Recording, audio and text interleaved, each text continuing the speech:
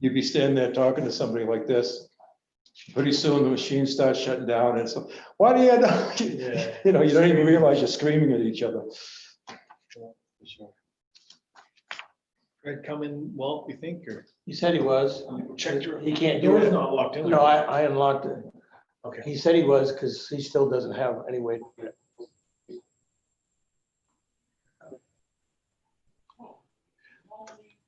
There we go. You're able to hear me, right, Walt? Yeah. Perfect. Okay, I'm not gonna start the community channel. We're ready to begin.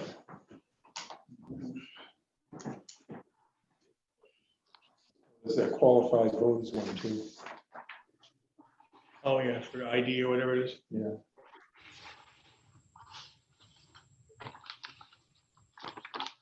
What was they saying about that? You don't have to have, you have to have a license to drive or something, but you don't need no ID to vote or something like that. You see that commercial? Okay, call meeting to order. Begin with a pledge and a prayer. I pledge allegiance to the flag of the United States of America and to the republic for which it stands, one nation, under God, indivisible, with liberty and justice for all. Oh Lord, we ask for thy guidance this night, that as we deliberate, we might do that which is in the best interest of this town and its citizens. We ask for these blessings, give thanks for the many we receive. In the name of Jesus Christ, amen. Amen.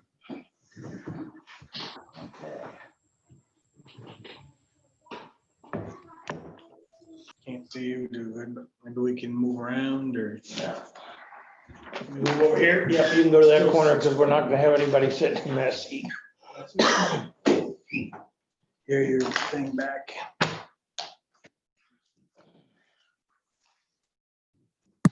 There we go. My connection's kind of weak up here, so I'm gonna keep my video off as much as I can. Yeah, that's fine. Okay, first item of business, approved minutes of June 17th. So moved. Is there a second? Second, Been moved and seconded to approve the minutes of June 17th. Any discussion? Uh-oh. Second. All right. That's fine. The only question I had on the minutes was under town meeting, the B, that last sentence in there, I wasn't sure what that was supposed to be, and I called in, and Vicky was supposed to get it correct. It's been corrected. Okay, It picked up on the tape from a conversation that was going on. it just didn't make sense to me, so but other than that, okay. Seeing no other questions then? All in favor then of the minutes? Aye. Okay. It's unanimous, 4 of us. Committee and board reports. Jimmy, you have anything? No? Chris? I've got nothing, but I have a question. Will we be seeing minutes of our committees and boards in town coming soon or because that was one of my understandings that I had from quite a few meetings ago, that we'd start to see some of that stuff. Yeah, they're supposed to be, as soon as they start meeting again and stuff, we're supposed to get those minutes. There's a meeting, there's a fire chief's monthly report here and a couple of other reports, but I'm hoping once we get past this night's meeting that we'll be able to, that I'll be able to chase a lot of these things down for you. Okay.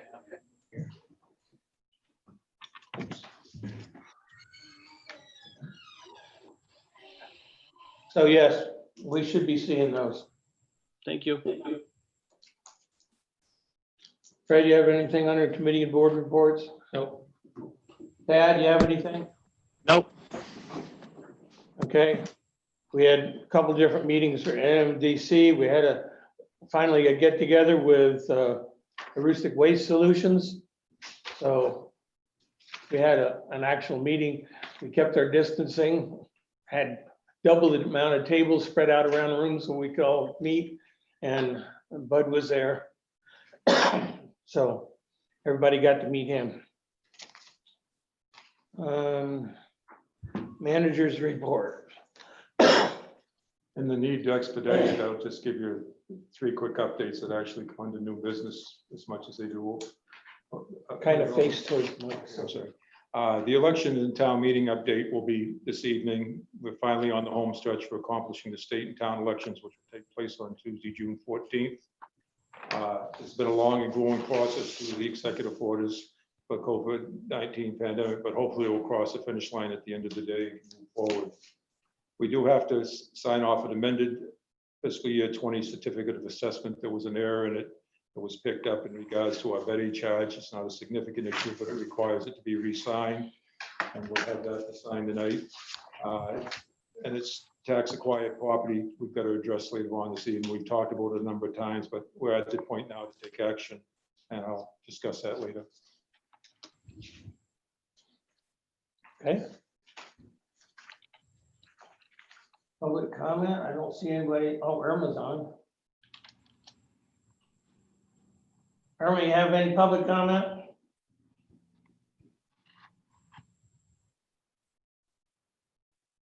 She's still on mute, so I guess not. Anybody else? Okay, I'm okay. very good, thank you. Old business. Basically, we're still working the budget stuff. That's the only old business that we brought up last couple of meetings, so. Okay, new business.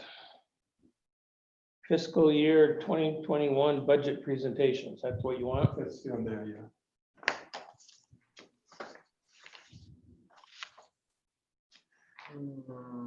Okay, I'm gonna share my screen. Maybe. I'll get out of this.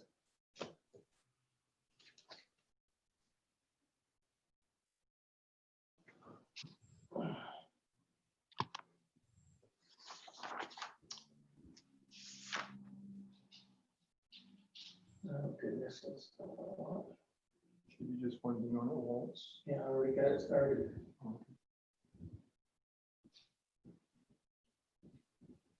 Okay, share. Let's try it again.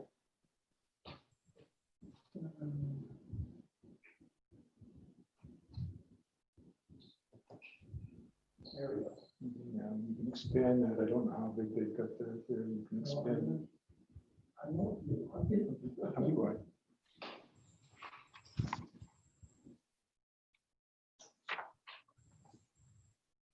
As big as it's gonna go.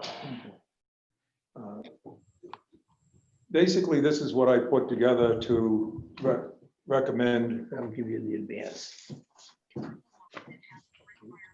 What does this do? Just advance the slides. Okay, so first of all, because of the fact that we've got the whole thing to do with COVID-19, I put a package together, much like the school has got, and this will go upon approval to the webpage probably tonight. It's basically starting out with the town of Limestone front page. This will become the beginning of all our pages that come out of my office that refer to the future of Limestone. We're a close-knit community in northern Maine with a town-owned school and campground, the home of Maine School of Science and Mathematics, and the Learning Development Authority. You want to move it up the page for me? Yeah, just click on the mouse. When I tell you, move it up one page. Oh, turn it on. Okay. I know some of the people out there don't know me, so I'm providing you an overview a little bit. So first, I'd like to introduce myself to those of you I have not yet met. I'm George Bud Finch, and I became your new town manager on Monday, May 18th of this year. So as you can see, I haven't been here but 44 days. It'd be an understatement for me to tell you this is not going to be a difficult year as we move forward towards voting on the fiscal year 2021 budget. There are 4 significant issues we face related to this year's budget and the impact it will have on property taxes. Next page. First, I want to talk about those issues. Issue 1 is the impact of the COVID-19 pandemic. has had on our economy and our lives. We can expect to see more unintended economic consequences of the pandemic in the coming months, which could impact our economy and our way of life even more. Issue 2 is on the municipal side of the budget, is the unanticipated increase in the cost of providing ambulance service to the people of Limestone. Item 3 is the issue has impacted both the municipal and educational side of the budget equation. The utilization of reserve fund accounts to reduce previous tax commitments. While this allowed the town to offset tax increases, it became more correctly stated, held off an inevitable tax increase. These accounts would typically have been used for capital improvements and funding other emergency expenses. It's water over the dam at this point, but it is an impact on this year's taxes. The 4th issue is a bit more complex but necessary, but it has to do with how we will vote on this year's budget. The next 2 slides, 4A and 4B, explain the process we must follow to pass the fiscal year 21 budget. Next page. 4A is how we'll need to vote on the budget. The following is my view on moving forward with fiscal year 21 in as plain and simple terms as I can. Some may want to question my views, as they should. After all, the town manager's job here has been like a revolving door in recent years. In the rest of the presentation, I'll do my best to explain how we need to address budgets in the future and each section of the proposed budget. I look forward to discussing with you any questions you may have on this budget. The when and where of the election on fiscal year 21 budget. Town affairs to meet at the Limestone School Gymnasium on Tuesday, July 14th, 2020, from 8 a.m. to 8 p.m. to elect all necessary town officials and articles 3 through 39 of the town warrant by secret ballot. The why we do that, I'm sure, is an issue with everybody that loves town meeting, maybe except those that don't get to go to it. The why, we're required to follow the governor's proclamation of a state of emergency. And I'll add, while we may or may not agree with it, the governor has the right to do so. We have the obligation to follow it. On May 15, 2020, the governor proclaimed the state of emergency with a renewed state of emergency on April 14, 2020, and renewed again on May 13, 2020. Next page. So issue 4B tells how to vote on the budget. The executive order, while there are many personal views regarding the pandemic, some of which we can share, those are the guidelines from the governor's executive orders and the Maine Center of Disease Control. Executive order number 50 FY19/20 issued on June 3rd, 2020, which is in order to further facilitate the state primary and local elections within public health restrictions due to COVID-19. Executive Order 56 FY19/20 basically offered 3 choices, none of which were preferred due to the complications created by the order itself. Choice 1 was to hold the traditional town meeting. Sounds good. Originally scheduled for June, it would take place in July and would need to be within the 50-person gatherings limitation set by the Maine Center of Disease Control. Issued on past attendance numbers, there was no way to expect attendance would be 50 or less. Choice 2 was to postpone the town meeting to another month in 2020 based on the hope the executive order would be lifted. All the requirements for the 50-person gathering limitations or other requirements as set by the Secretary of State and the Maine Center of Disease will still be required. Nobody that I know right now is expecting these to be cleared up very quickly. And there's even talk about possibly in the fall some more issues. Choice 3, to conduct a secret ballot referendum on July 14th in conjunction with the state primary election following the guidance developed by the Maine Center of Disease Controls. The choice, and I will tell you, it was a very difficult decision for the board to make. Undertaking the ballot option did not come easy for them, and nor should it have. Reality is, given the guidelines, the governor's executive order is the most practical choice to ensure greater participation, meeting the EDC guidelines, and doing so in a timely manner. All 3 of those are necessary for Limestone to move forward in fiscal year 21 and to address the many issues we face. I'll add to this with the fact that today just happens to be the first day of the new fiscal year, and we will not have a budget any earlier than the 14th. Every month pushes problems with how it's going to be to run this fiscal year. So the need to move forward will be left up to the decision of the voters on the ballot. The next one is kind of my explanation that I've used in a number of places. We often, as small towns, it's not a question of our wants and needs, it's a question of the money. And I say this kind of tongue in cheek because I always wanted a Corvette, but my wife never would allow me to have it. She said, wants must irritate you. And the fact is, the answer is unfortunately simple. There is no more money.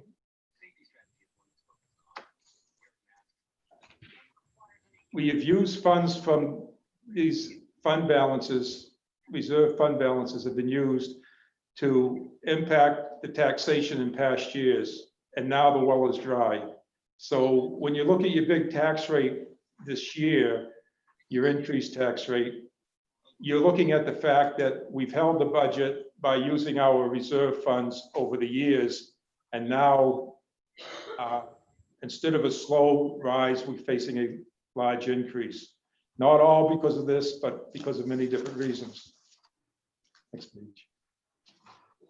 What I want to explain to you up front is we can no longer look at our budget process as a snapshot in time beginning on July 1st and ending on June 30th. This is typical of what happens in communities. Technology now allows us to provide a far greater insight to our budget planning based on historical data, proposed data, and projected data. While changing the way we prepare our budget will not eliminate the current issues, it will provide the necessary data to prevent them from happening in the future. In other words, if the budget was done in this manner of projecting out, you would have seen this day coming much sooner and maybe would have voted to do something different. The importance of accomplishing this process can be no more apparent than it is today with these projected tax increases. FY21 became the year of the inevitable as fund reserves were depleted and tax increases arrived. And that's where we're at today and some of the things that we've got to do to get out of it. So what we need to do in this is manage the process, budget process perspective. We are facing 21 budget issues, which will cause a spike in property taxes, which of course not be pleasing to anyone. It's not really a question about if tax increases are pleasing to anyone because we never please when our taxes go up. As I've noted, it's easy to place blame, municipal operations, ambulance service, county taxes, education, but to do so would not be looking at the real issue to begin with. Throughout the following pages, you'll see what we are faced with, what we have done to meet the challenges head on, and why it's important to move forward than to dwell on the past. This fiscal year's financial issues, compounded by the pandemic, can be the foundation of moving Limestone forward. A new format will provide a broader understanding of the budget process in terms of where money comes from, revenue, and where money goes expense. It can detail how increases and decreases in revenue and expense impact the budget and therefore property taxation. It can lead the way for Limestone to be a stronger, healthier, more vibrant community through the timely delivery of quality services in an effective, efficient, and economic manner, which basically means we need to look at everything that we have as a need and everything that we have as a want and be able to show to the public that this is what you're asked for and this is what it costs, and to come up with the best budget presentations capable. So our ability to hold, at least to limit the stress of increased taxation needs to be driven by continued implementation of productivity improvements and cost avoidance procedures. This means in the future, we have to take every department, not just at budget time, every department and see what are the needs of this department? Are we providing the needs that people want? Can we afford the needs that people want? Our ability to implement these improvements and avoidance measures is the only option to reduce future increases in taxation while meeting the town's wants and needs. Most importantly, it'll help people know and understand how their wants and needs impact the budget, because by showing where the money comes from and where it goes. The format will provide sufficient information for the taxpayers, selectmen, and budget committee to make those necessary financial and operational decisions for the future of Limestone. Limestone's future is dependent on it. So coming down to, before we get into the budget, the new budgeting process will reconcile financial data between the board, school committee, town manager, superintendent, staff, and most importantly, the people of Limestone we serve. It will do so and will not limit the budget issues. The process will use data from the previous 3 years combined with projections into the next 5 years to create the most accurate budget possible. The presentation will include expenses, revenue, and taxations in terms of what I spoke of earlier, where the money comes from, where the money goes, how both impact the mill rate. Clarifies the budget meets the wants and needs of the community, but at no time does it take away the dislike nor pain of taxation. So coming into this now, as we go into the budget, municipal operations, for explanation purposes, I'm presenting the budget in a manner that will show how the different parts of the municipal side of the budget is prepared. The first slide will cover what is referred to as the need side of the budget. These are the services we're required to provide in one manner or another. By one manner or another, we can either have a department or we can contract it in many cases, but we're required to provide the service. The second slide will cover what is referred to as the want side of the budget. These services are not required by the town, but when not available, they are necessary for the health, otherwise necessary for the health and community. The third slide will cover what is referred to as overhead and special services. These expenses are a mix of items such as water and sewer, yes, needed but not operated by the town, municipal insurances other than health, debt reduction, capital reserve, and social services. The fourth slide will show how the combined cost of the municipal services in these three categories and the impact on the fiscal year 21 taxes. Following this part of the presentation, which is really the municipal operations side of it, you'll see how changes in our ambulance service, the county budget, and education impact the fiscal year 21 budget.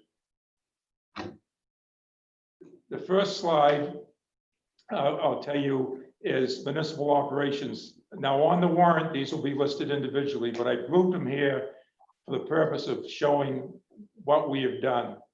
These are the basic services the community needs to provide. These services as posted there.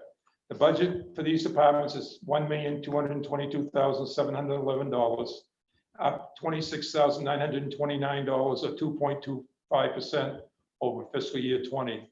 The increase for the most part are due to increases in health insurance adjustment and one employee's hours from 35 to 40 and reinstating a full-time town manager. There are no employee raises. The increase is $24,403 less than what was originally proposed when the Board of Selectmen got the first amount of budget recommendations from the staff. It's before my time. We've taken that out, and it's quite easy to understand when you're facing a tax increases, you have to cut where you can. The second part are services for community wants to have as an integral part of the healthy and vibrant community. These two departments in this category, the library and recreation. The budget for these two departments is $169,993, up $323 or 0.19% over the fiscal year 20. The slight increase is due to adjustments to bring the department budgets in line with current. The increase of 648 is less than the original fiscal year budget proposal.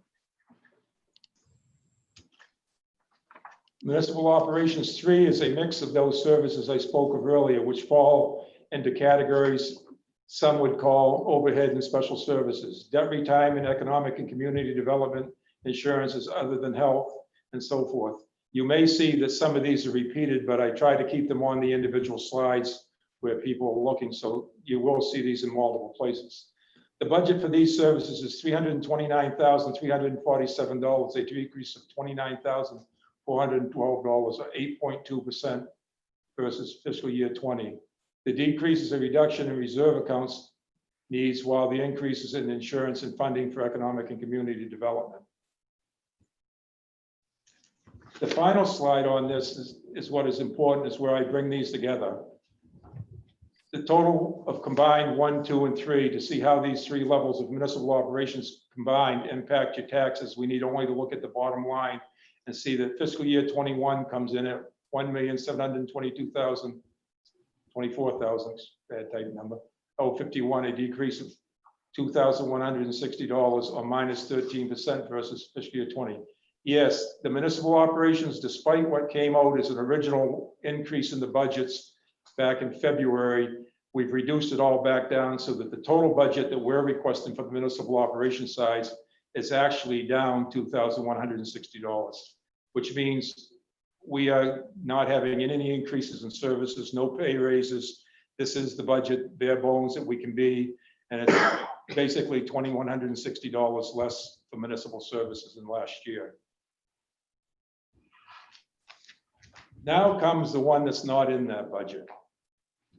To get to the bottom line of expenses, the following three accounts are separated for the purpose of showing the expense impact of increases in fiscal year 21 over the fiscal year 20 budget. They all tie into these three items. Ambulance and first responders, $216,000 is a $192,250 increase, or 754% over fiscal year 20.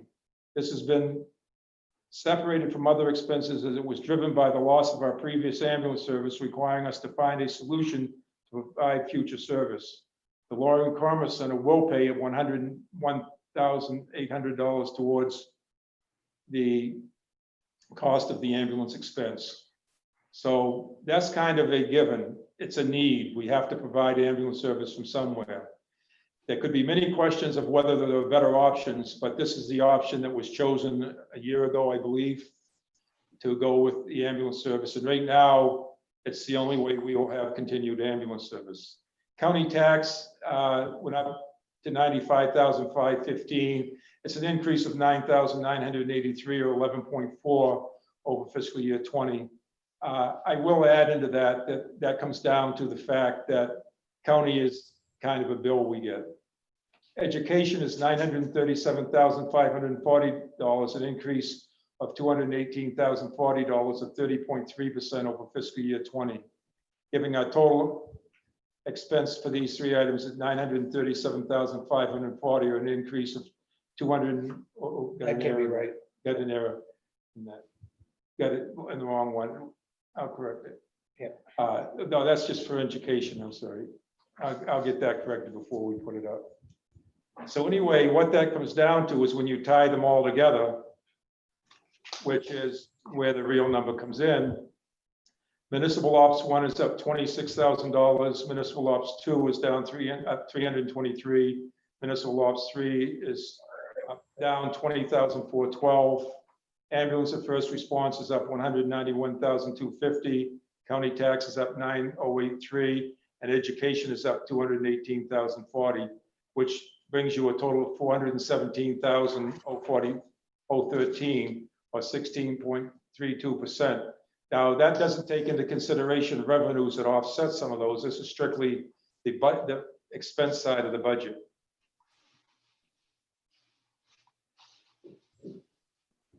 So wrapping it up on those, the steps to reaching the fiscal year 21 budget, the first step was preparing the budget expenses. And that's what we have there, minus a few typo errors that will be adjusted before it goes on tonight. The second step was preparing the revenue accounts, which show in there in total revenue. The third step is expense less revenue equals the budget.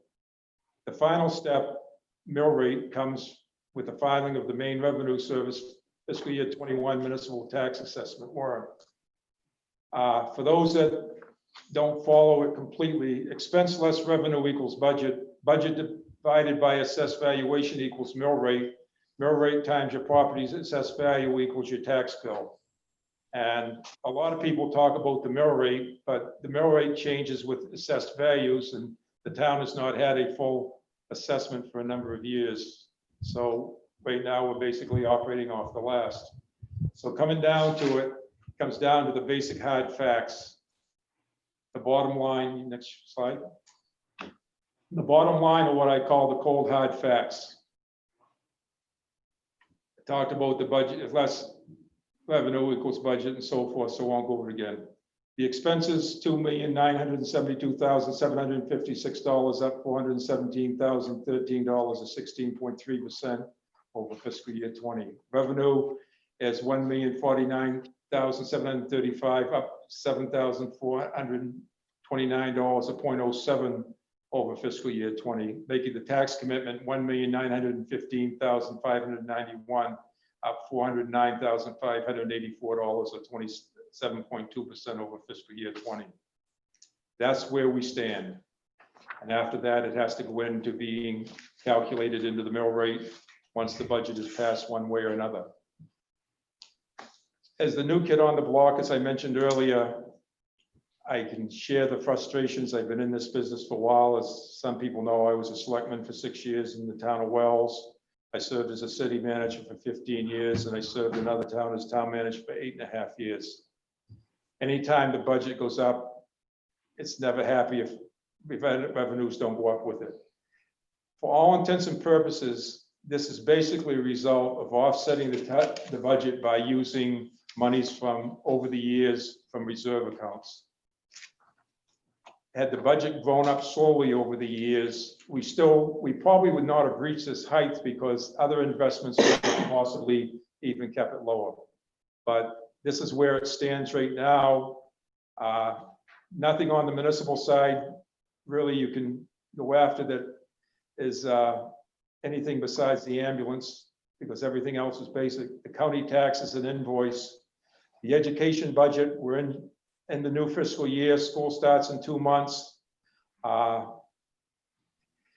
If you vote any of these down, it just means another meeting, and it doesn't get us working forward to something. I'm not encouraging anybody how to vote yes or no. I'm just stating that the cold hard facts is we're already a month into the fiscal year, starting into the fiscal year before we even get a budget done. So there's some tough decisions out there. They'll be shown on the warrant. They'll be shown on the voting ballot. I think the next step that we're going to do with selectmen is talk about when we want to have some public meetings where we can provide this information in detail to the public that may want to attend them.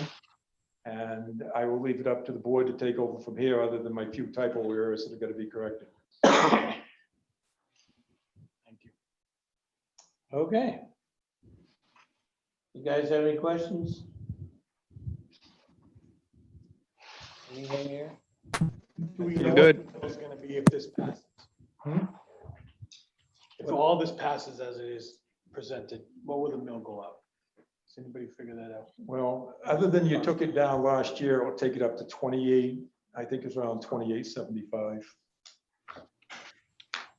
You were at 23, 25. 23 and a quarter last year. Something like that. It was supposed to be higher than that, and then it got reduced down to offset It's taxes. probably closer to 29 because of the overlay. So it's- Well, you probably will go with the least overlay. I think one of the bigger issues is going to be the fact that a lot of our revenue, whether typically on the education side, if they give you a number, you get it. On the municipal side, there's a lot of times our revenues are based on estimates that the state's going to give us money that they may or may not. So even with passing the budget, there's a possibility that halfway or 3/4 through the year, we might have to make some tough decisions. But I've heard a lot of people, not here necessarily Limestone, talk about, well, we passed the budget, we can spend it. Oh no, the budget's got to have the revenue come in. If revenue don't come in, which it could include people paying the taxes. Everybody's hurting the same way that a lot of people are hurting their ability to pay the taxes. Limestone has typically a 90-some% payoff in the first year. Some of those people who have always paid out to avoid paying interest may not be able to. So, you know, this isn't like we passed the budget with home. I believe there's a lot of unintended consequences. I'll give you an example. A lot of education money comes from the casinos in Maine. That was part of the law that allowed them to have them. Well, the casinos haven't been open for 3 months. So I got to believe that somewhere in the state coffers, the education's budget that benefits from them is getting less of a number.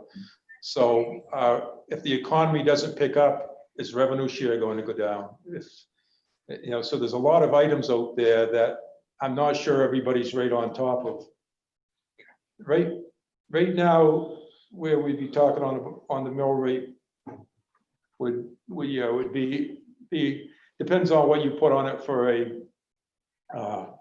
overlay, but you're stuck right around that 29. That's what I thought. Yeah, and we've checked that through 3 sources within a few pennies. The difference with the way that I will recommend doing the budget, presuming I'm still here after the election, is instead of working the budget from the wish list down to the mill rate, you work it from the mill rate back to the wish list. The computer's capable of doing that. We're not set up to do it that way, but the computer's capable of doing it. You just gotta ask it the right questions and have it come out and do it. But that way, you know in advance, you say, well, we passed the budget at 29 mill rate. I don't want it to go any higher. Now that sets going back through what you have to do rather than everybody looking at the other end. It don't mean you're not going to clash at some point because of needs, but you've got to look at it. It's a process that more and more towns are going to, because the historic way is the department heads and the manager gives a budget over. And just like the Christmas wish book we had as kids, for us old people, don't wish for stuff you're not going to get or you'll be disappointed. And we keep cutting it down. The budget committee cuts it down. The selectmen cut it down. It goes to town meeting, it gets cut down, and nobody leaves happy. So if you start and you work it up from the back way, you reconcile it literally every month that you go through it. You don't wait until, April to pass the budget. You keep it updated, and it's going to be up to the board if they want to go that way. But I can tell you from my practices with it, it's a successful way to greatly reduce these types of impacts we're faced with today. Okay, so Can you educate me on how the overlay is figured? When you pass your taxes, okay, when you go down, you have this form you fill out for the state, and it goes on all your land valuations. It's very complex. I think it's 7 or 8 pages long. I believe I'm looking at that form. Okay. You had it included in the packet. Okay, so you're looking at the one that says at the top of evaluation? 2019 enhanced BET municipal tax rate calculation form. Yes. And Okay. we've got, it says maximum overlay 75,000, minimum, and then it's got overlay at the bottom of 41,000. And you pick which percentage you want it to be at. The overlay is to offset such things as tax abatements and so forth. If you did a reval this year, I would be recommending to you to put it at 5%. Let's not talk about how the budget went up. Let's just talk about reval for a second. I would put it at 5%. If you're very comfortable that there's not going to be a lot of that type of stuff, then you drop it down. Typically, it seldom goes below 3%, and it can go as low as 1%. You can't take it below 1%. State law requires it to be between 1 and 5. The way I'm recommending to do the budget, you can actually bring it down less than that if you know that your taxes are being collected and all these. There's a whole batch of things that this is set up by law to do. But for us, I believe it was $45,000 was set last year, because that's what I was given as a number. It actually come out to $41,102.48. And of that number from last year, what did we spend? I can't tell you exactly what that is, because you've got to go through all the costs that you may or may not know until June 30th. Okay. So I will work to get you that number, but we just closed the books at 2 o'clock yesterday afternoon.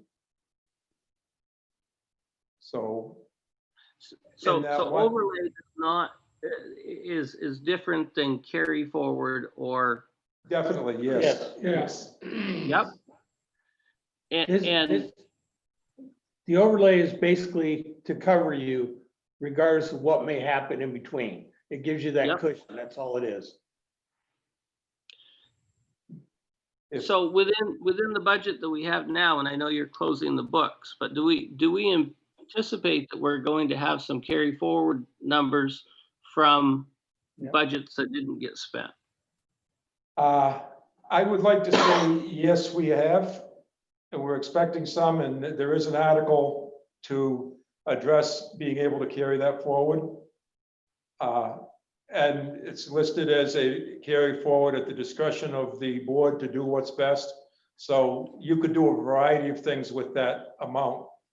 One of the hard parts is even though the books close on June 30th, the actual audit doesn't take place till after July 31st, because a lot of times bills don't come in till July that are June bills.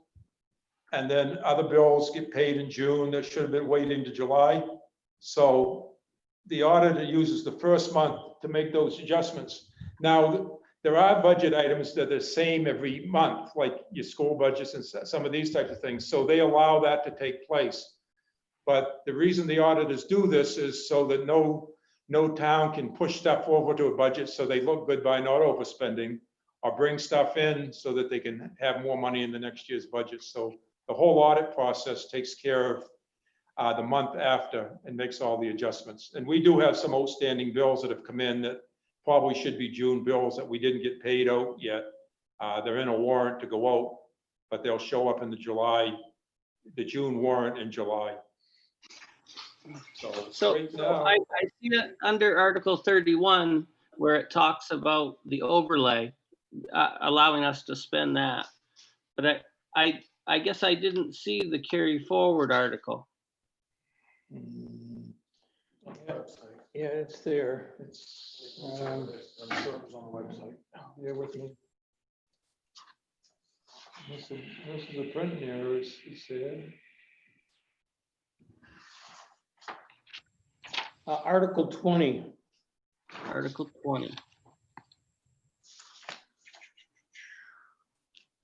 Yeah.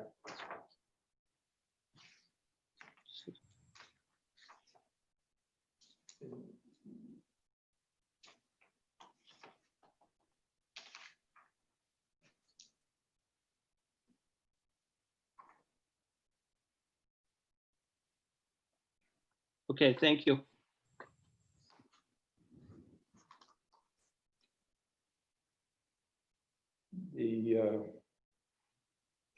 The point on these articles, and I guess we need to bring it up because it was discussion by a couple of boards. The articles that we're talking about now, those are items that are basically bookkeeping. And I know I've talked with a couple of people about it, that we didn't officially vote on those at the meeting. That was my error because they weren't budget issues, and the form that we use for our putting our warrant together has all those articles. They don't change from year to year. They basically have them all in there, and it typically is approved by the board. These are bookkeeping things. If you was, and I know how much this town probably would never want to have a charter, most small towns don't, but these are items under a charter form of government you wouldn't be voting on every year. They're standard bookkeeping types of items that allow the Board of Selectmen to do the job without going to a special town meeting. If these don't get approved, then you have to have a special meeting to have any one of those take place. And But so can't that's we why I accomplish- left them in there. And Can't we accomplish that by an ordinance? no, it all falls under the MRSA laws, which go back to literally the beginning of time of the state of Maine in 1820. We operate at the lowest form of municipal, no, not the lowest, excuse me. You have a town manager form of government, so we're not quite the lowest, but we're close. Caswell's the lowest. Yeah, we're close to it. And basically it takes a special town meeting to do any of these items. And every year, small rural towns have to vote them in as part of doing business. And what we were gonna do tonight, right after doing his presentation, I was gonna go down through these just so we could have our yes or no on there. So everything's done properly, so it's all in the warrants and so forth. So I'd like to entertain that we do that at this point. So Okay, it's been moved and seconded to, I'll read off the article and we'll just get a decision from everybody at that time. Sure. So first off, all in favor of doing each article? Aye. Okay, it's unanimous. Okay, I don't think at the last meeting we talked about the revenue account, so we're gonna start there with the incoming revenues. That's Article 18.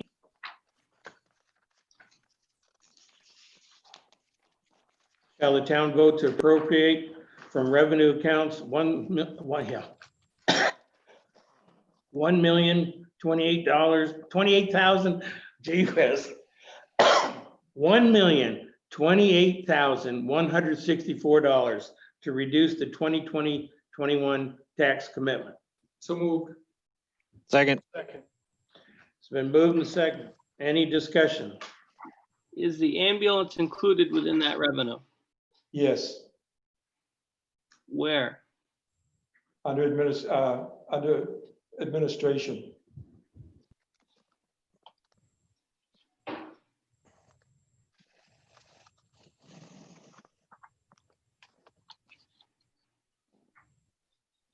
You all set? Was ambulance a revenue or an expense? But Revenue from LDA. we have to put the budget as the full amount. I should have known that. Okay, all in favor then? Aye. Okay. I'm just gonna check it off. Article 20, to see if the voters of the town will vote to authorize the select people to carry balances forward at the end of the fiscal year as they deem to be advisable and for any funds not otherwise assigned by this meeting in excess of the 16.5% required for the undesignated fund balance to the capital and reserve accounts. Select people recommend. Is there a motion? So moved. Second. Moved and second. Any discussion? All in favor? Aye. Unanimous. See if the voters of the town will vote to authorize the select people to expend a sum not to exceed 25,000 from the undesignated fund balance to cover any unfunded emergencies that may occur. Motion? So moved. Second. Moved and second. Any discussion? All in favor? Aye. Okay. It's unanimous. Article 22, to see if the voters of Limestone will vote that taxes shall be due and payable upon receipt with a rate of 8% per annum or part thereof after January 31st, 2021. So moved. Second. Move the second. Any discussion? Did that increase from last year? Same as last year. Same as last year. It's It what is. it's what the state sets. That's the maximum. Okay. All in favor? Aye. Okay. I will add for those that are interested, and I'm not recommending this, but billings in some communities are done on half at one point in the year and half in the other. I don't know if you're aware of that. It can be done. I'm not recommending it. I'm just telling you that this. To see if the voters of Limestone will vote that taxpayers who pay all taxes due and payable for the year 2021 on or before October 31st, 2020 shall be entitled to receive a 3% discount. It's typically 0 to 3. So move with a question. Do they have only the month of October to pay? Because remember, we ran into the snag before, people paid in July and August expecting that discount, and we said, no, it was a 30-day discount. It's only in the month of October. Well, Says in here on or before. that was the question that I was raising. But the way this reads is as long as they're paid up by that date, they should get it. Says on or before. Right. So I I think if you look back in history. well, I know, It was a 30-day discount, not from now till then discount. but I don't see what the difference is. That defies logic though, because the purpose of doing it is to try to get people to pay so you create cash flow. Right. I don't disagree with you, but I think we ran into some type of snag with the state of Maine that we were doing the discount prior to what was appropriate. But if you want to allow that language, I won't vote against it. It's the downside of it, and I'll give you an example another county that I used to live in. County put a thing on for 2% if the towns paid the county bill. But every town wound up paying in advance, so they had to put 2% of the budget in as an increase in order to give the 2% back to the communities. The 3% is, this is why a lot of towns, and boy, I tell you, this year I'm not going to advise anybody to try to cut it, because you're going to want tax money coming in as fast as you can. But also, that's what Article 24 refers to, is that you pay no interest on money that they pay in advance. And this is where the conflict comes in. If they're paying in advance, well, you can actually pay your taxes 1 year in advance. I don't know who would do that, but, I don't either. well, if you're drawing 3% interest on it, No, it's true. it's better than the banks give you. Absolutely. So that's why you have Article 24, the 0%. See, and also, if a large percentage pay that 3%, that affects the bottom line of the budget too. Yeah, you gotta have more money. Because you don't have that built into your budget right now. Right, that's what I was referring to with the county that Yeah. That did No, that. I understand this perfectly well. And I also remember the snag we get into. But still, it's no different than if everybody came in the same month and did it, Yeah, well. right? I said I'd support it, but I'm just Yeah. questioning it because Well, I know, and that's why, somewhere's inside one of my no, I board remember. members, we ran into a big shafu on this thing. The issue with it comes down to, typically at the town meeting, the townspeople will decide it on this. You've got to, you can't give them a 1, 2, or 3 choice. I guess you could list it out as 3 choices, but most towns have done away with this and shied away from it. But you are, if you voted in, allowed to do it, to my knowledge. See, my point is, if the person came into the office and says, I want to withdraw all my money that I paid down, what do we have to do to stop them? Because it's not due until this date. So if we have to give it all back to them, then they turn around and say, okay, here's the rest of it. I want my 3%. That's where I'm looking at it. It's the same philosophy, right? It is. Yeah. So somewhere we ran into a snag all the time. Well, I remember that in our meeting, I and don't remember the logistics of it, but I remember that there's, but a person told us that that's the way it was. And that's why I was asking the question the other day, Yeah. because I wanted to make sure that we were ready for it this so year. if this is, The way this is if worded, the state of Maine says this is legal, then I have a problem. The question is should you do it at all? And that's the driving force of it, because you're talking about a month's time, month and a half at the most. And so they're going to have it in there. They can reduce the taxes by paying it. So it's a good thing probably this year more than ever, Right. because cash flow, when people spend the undesignated fund balance, which we didn't even get into, the undesignated fund balance has got to be a certain portion, because you pay for July, August, and September, you're paying the school bill, the biggest bill, and you're not even going to get your taxes bills out probably till Right. September. okay, we got a motion. Did we get a second? I second. Okay, motion and second. Any further discussion? All in favor then? Aye. Opposed? Aye. Okay, so we've got 4-1.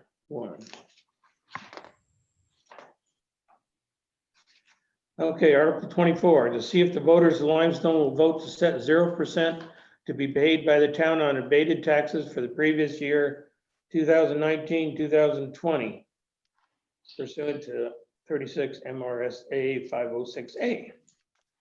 Motion? So moved. Second. It's been moved and second. Any discussion on this one? Seeing none, all in favor then? Aye. It's unanimous. Article 25, see if the voters of Limestone will authorize the select people on behalf of the town of Limestone to sell and dispose of any real estate acquired by the town for non-payment of taxes thereon on such items as they deem necessary, and to execute quitclaim deeds for such property. So moved. Second. Been moved second. Any discussion on this one? Seeing none, all in favor? Aye. Unanimous. To see if, Article 26, see if the voters of Limestone will vote to authorize the select people to dispose of town-owned personal property under such terms and conditions they deem advisable. So moved. Second. Moved and second. Any discussion? All in favor? Aye. That sounds sick. Article 27, to see if the voters of Limestone will vote to authorize the municipal officers to make final determination regarding the closing and opening of roads to winter maintenance pursuant to 23 MRSA Section 2953. So moved. Second. Move second. Any discussion on this one? All in favor? Aye. Okay, Article 28. To see if the town as the legislative body will vote to authorize the Board of Select People applying for, approving, and accepting all community development block grants and make assurances, assume such responsibilities, and exercise such authority as necessary and reasonable to implement such programs, with the understanding that should the intended national objective of the CDBG grant program not be met, all such funds must be repaid to the state of Maine CDBG program. So moved. Second. Moved and second. Any discussion? All in favor? Aye. Article 29, to see if the voters of Limestone will vote to appropriate the snowmobile funds received from the state for the ensuing year as municipal officers select people who see fit, including what amount thereof to go to the local snowmobile club for the maintenance of their network of snowmobile trails, on condition that those trails be open at all times during the snowmobile season to the public for outdoor recreation purposes at no charge, and to authorize the select people to enter into an agreement with the club under such terms and conditions as the municipal officers may deem advisable for that purpose, should the municipal officers see fit. So moved. Second. Been moved and second. Any discussion? All in favor? Aye. Okay, unanimous again.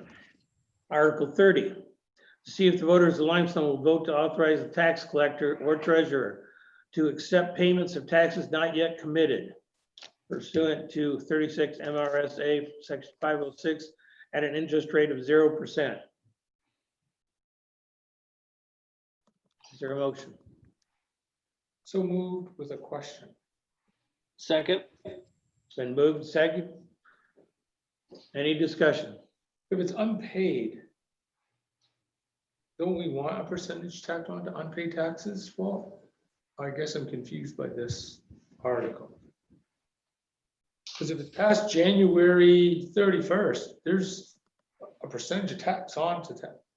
It's It's on taxes not committed. That'd be a year ahead, right? Basically. This It's is, advanced taxes. Okay, you're allowed to collect 1 year in advance. okay. Any further discussion? All in favor? Aye. Okay. Dad, you got a frog in your throat or something? I'm just, I'm looking out the window watching the fish jump, so. Oh, okay, you're right. Article 31, to see if the town will vote to authorize select people assessors to spend from the overlay funds to fund any tax abatements and associated fees and interest for the ensuing fiscal year. So moved. Second. Moved second. Any discussion on Article 31? Seeing none, all in favor? Aye. Unanimous. Article 32, to see if the voters of Limestone will vote to authorize the Board of Select People and/or designee to expend any grant funds received throughout the fiscal year for their intended purposes and to direct any leftover proceeds of such grants to be carried forward into the respective departments' reserve fund. So moved. Second. Been moved and second. Any discussion? All in favor? Aye. Okay. Article 33, to see what sum the town will authorize the school committee to, oh, we don't need to do that one. We're done.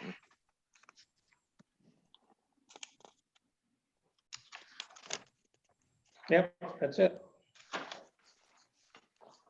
Thank you. You got one of these to sign. Hmm? One of these to sign. You don't have to sign it now. Well, we will need one, but he should have it. I'll just do it, figure we do it. Because it doesn't want to say sample on it, so.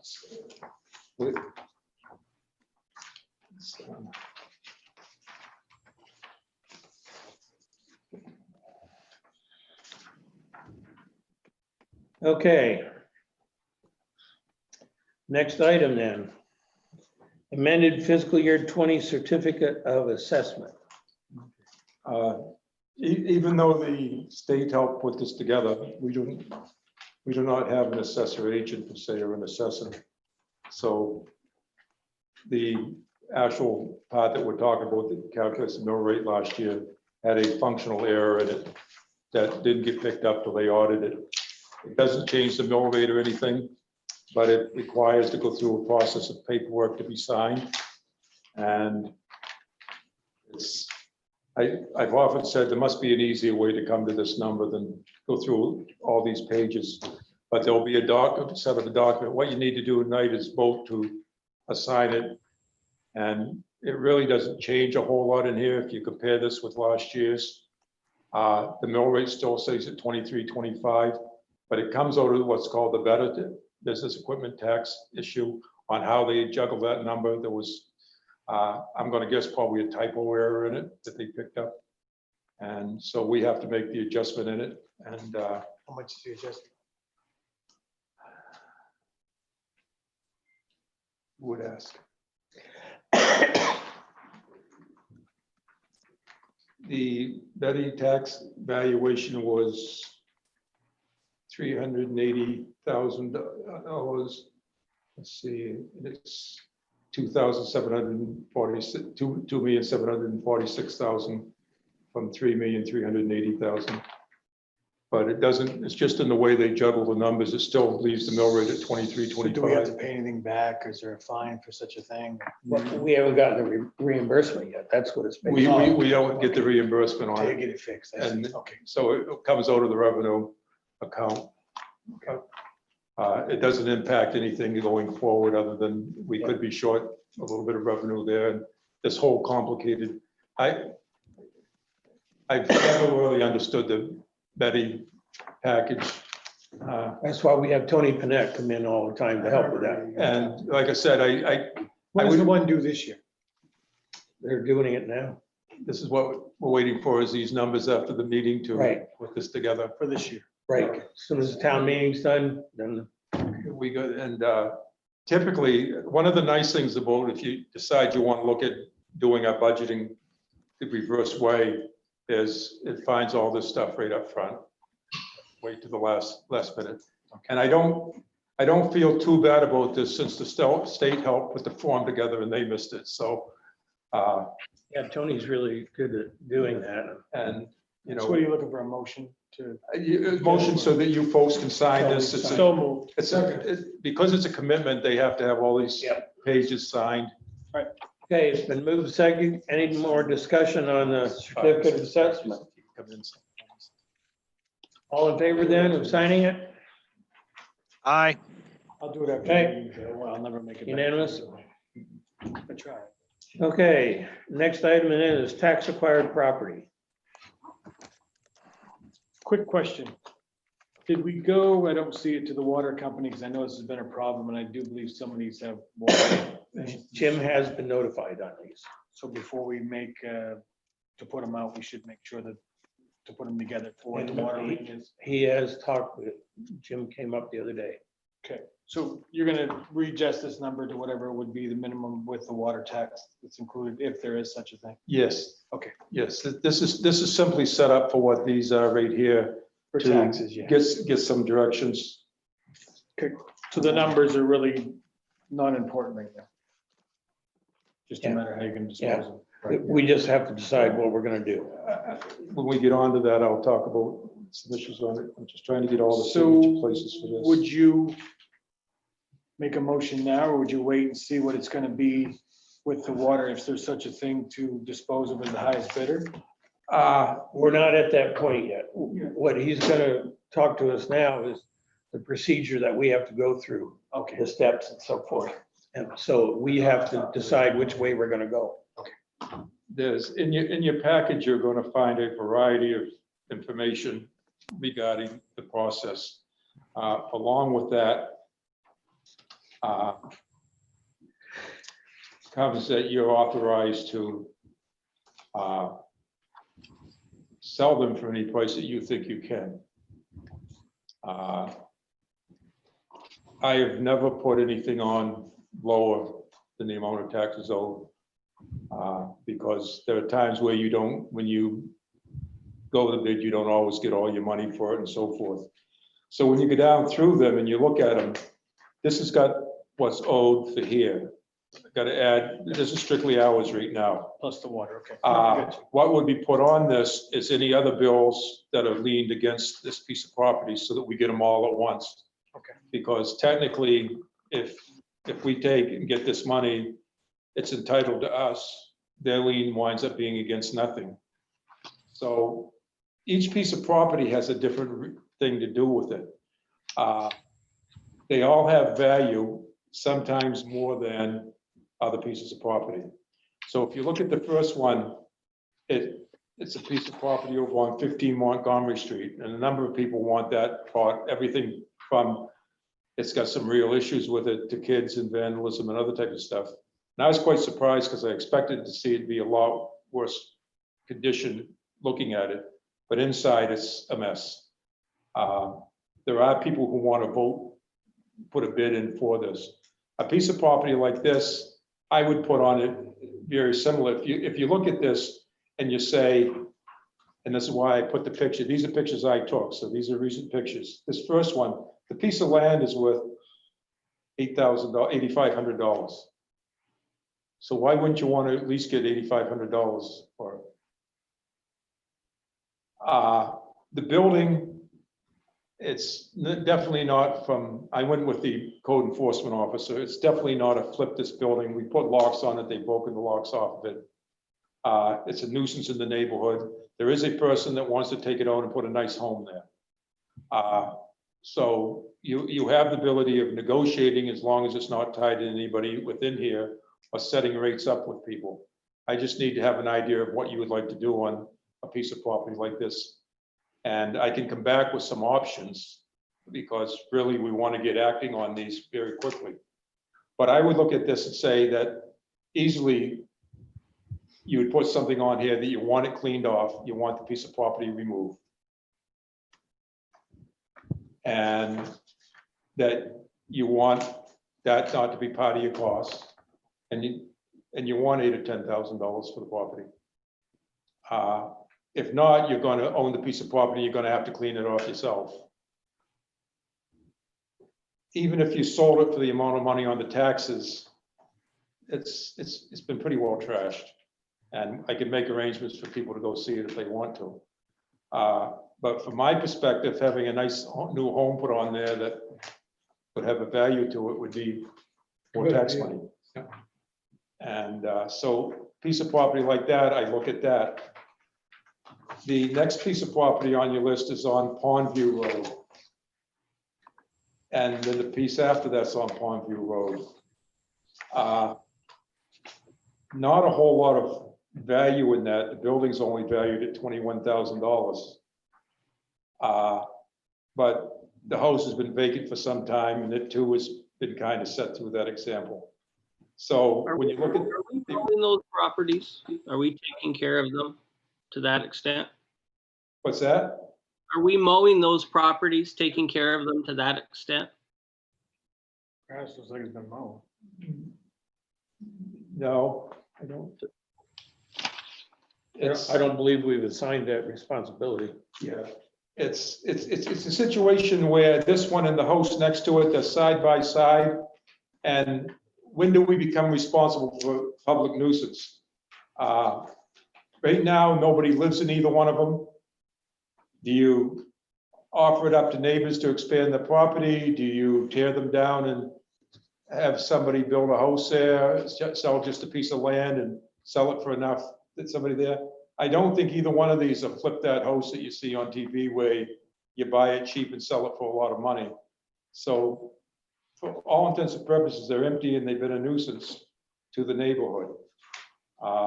So I can bring you options on that, but it's getting near time to act.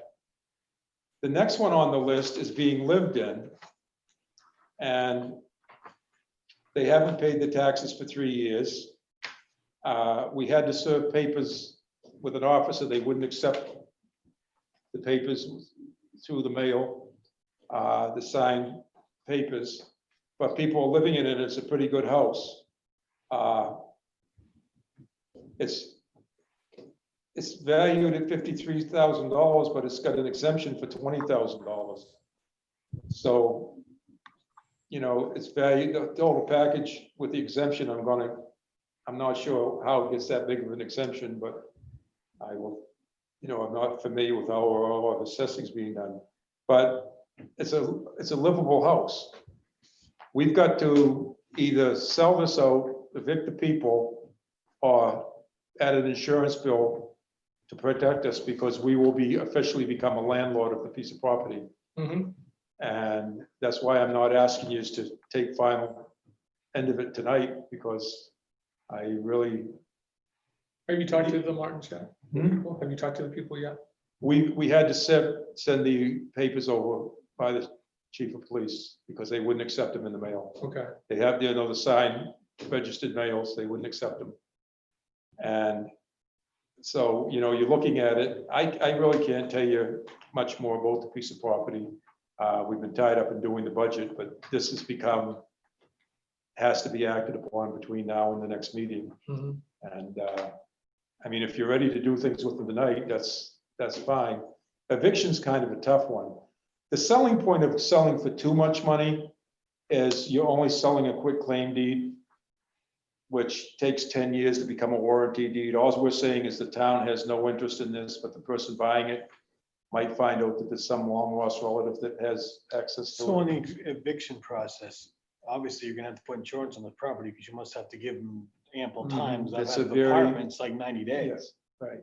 And So because we have, might as well plan on putting insurance on this property right off. well, fortunately, because we didn't get this done before June 30th, we put the insurance on and it won't come on to next year's bill anyway, so. Right.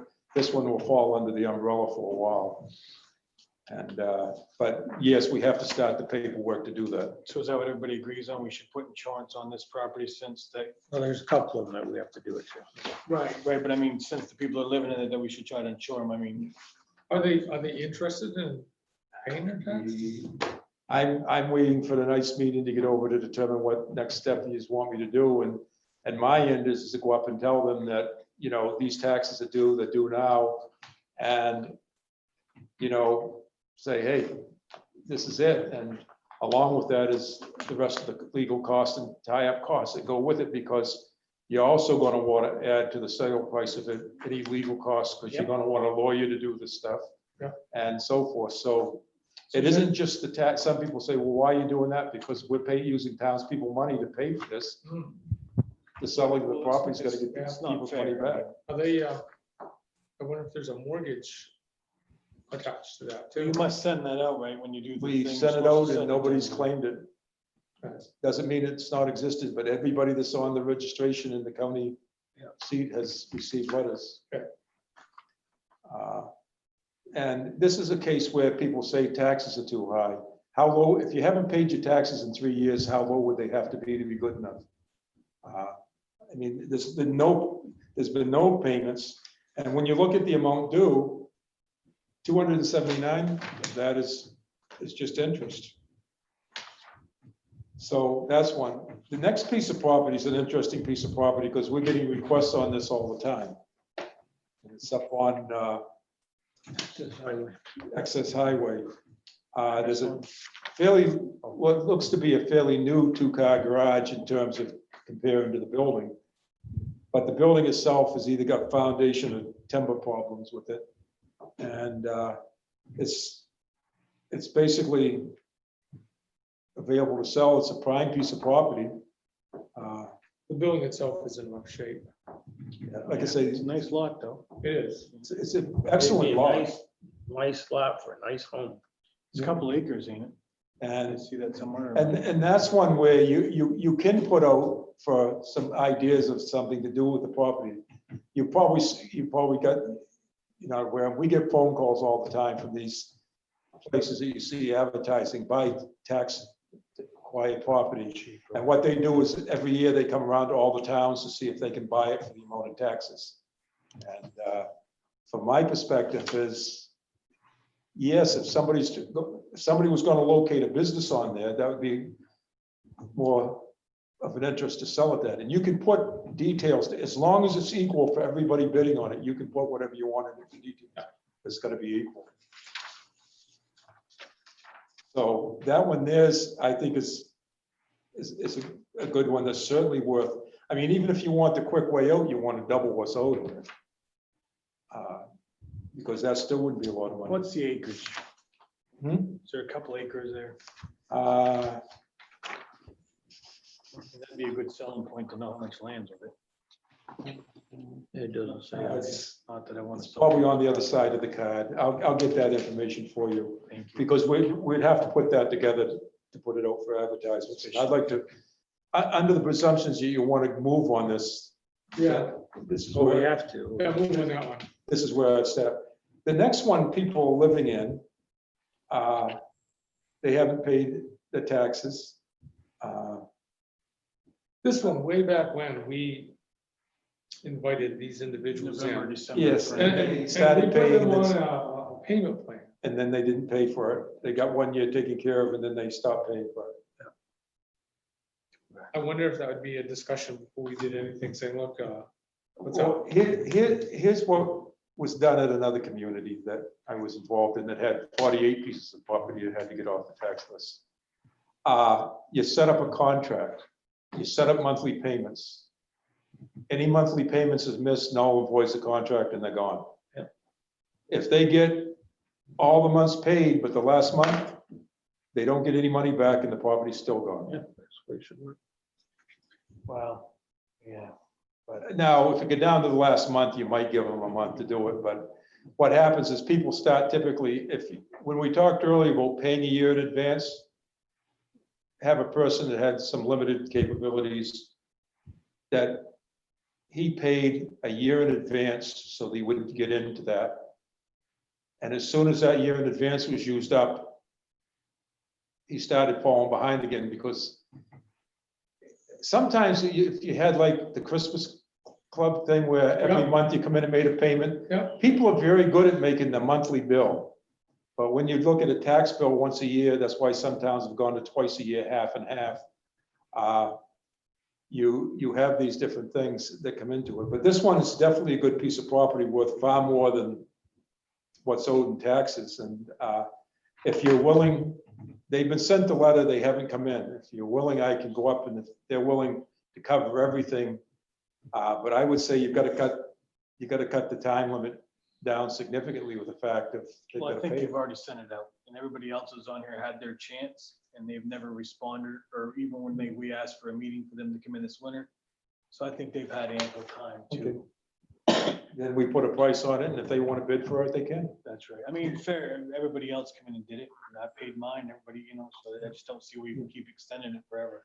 The whole payment plan works good in some cases, but I mean, this is a fact that they already had a payment plan and they didn't do it. So now you've got more legal cost to go again and send it down and try to get a quick claim on it again, and then you start, then the next year they don't, it just goes on. I think that.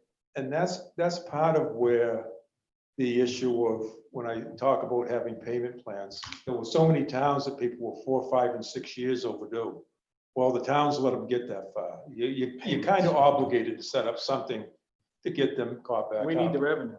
And we need the revenue. So that's definitely a marketable one, and we'll notify them. But it's another one we have to put insurance on, because No, and I agree, that's a cost that we're gonna do, but if you mark it up on the other end to get your money back. Well, that's what I'm saying. you have to put in- but I'm just saying that these, we need to get the insurance on, because anything happens there right now, we're And what triggered After that we is, go over these. what triggered that is it used to be under one big umbrella until all of a sudden, everybody started getting involved in these things and they found out how many towns had how many different pieces of property and liability insurance goes up. So they're saying, sorry, if you've got these that have gone 3 years, you've got to take care of it.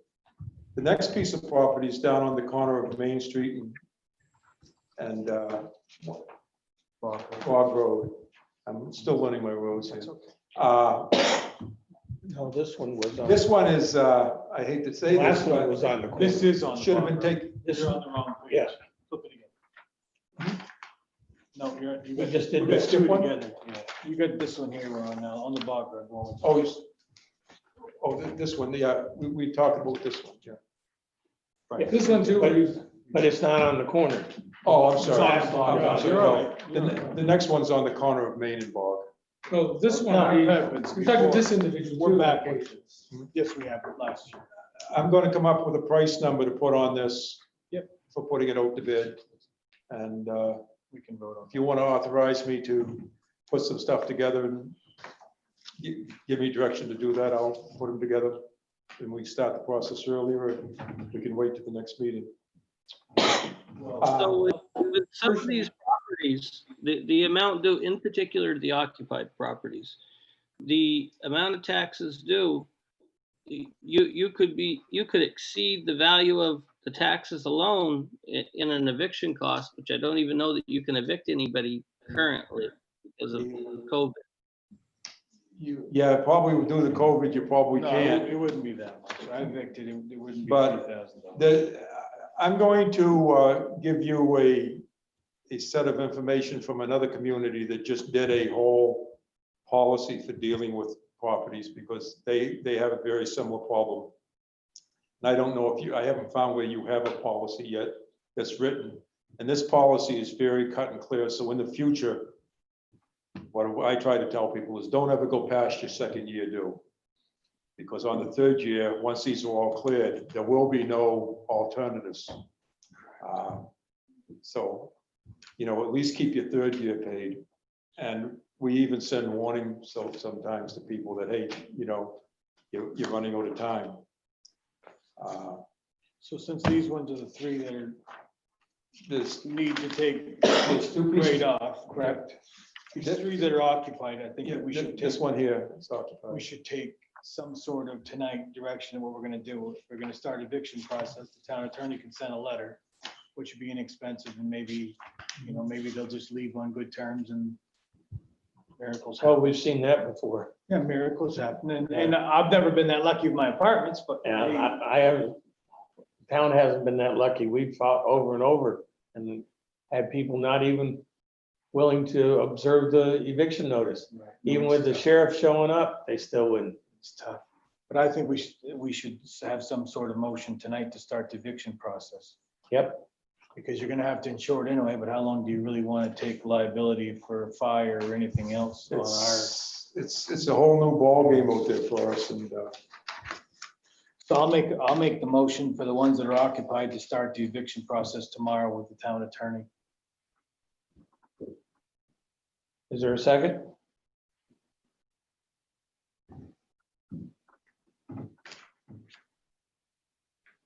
It's not.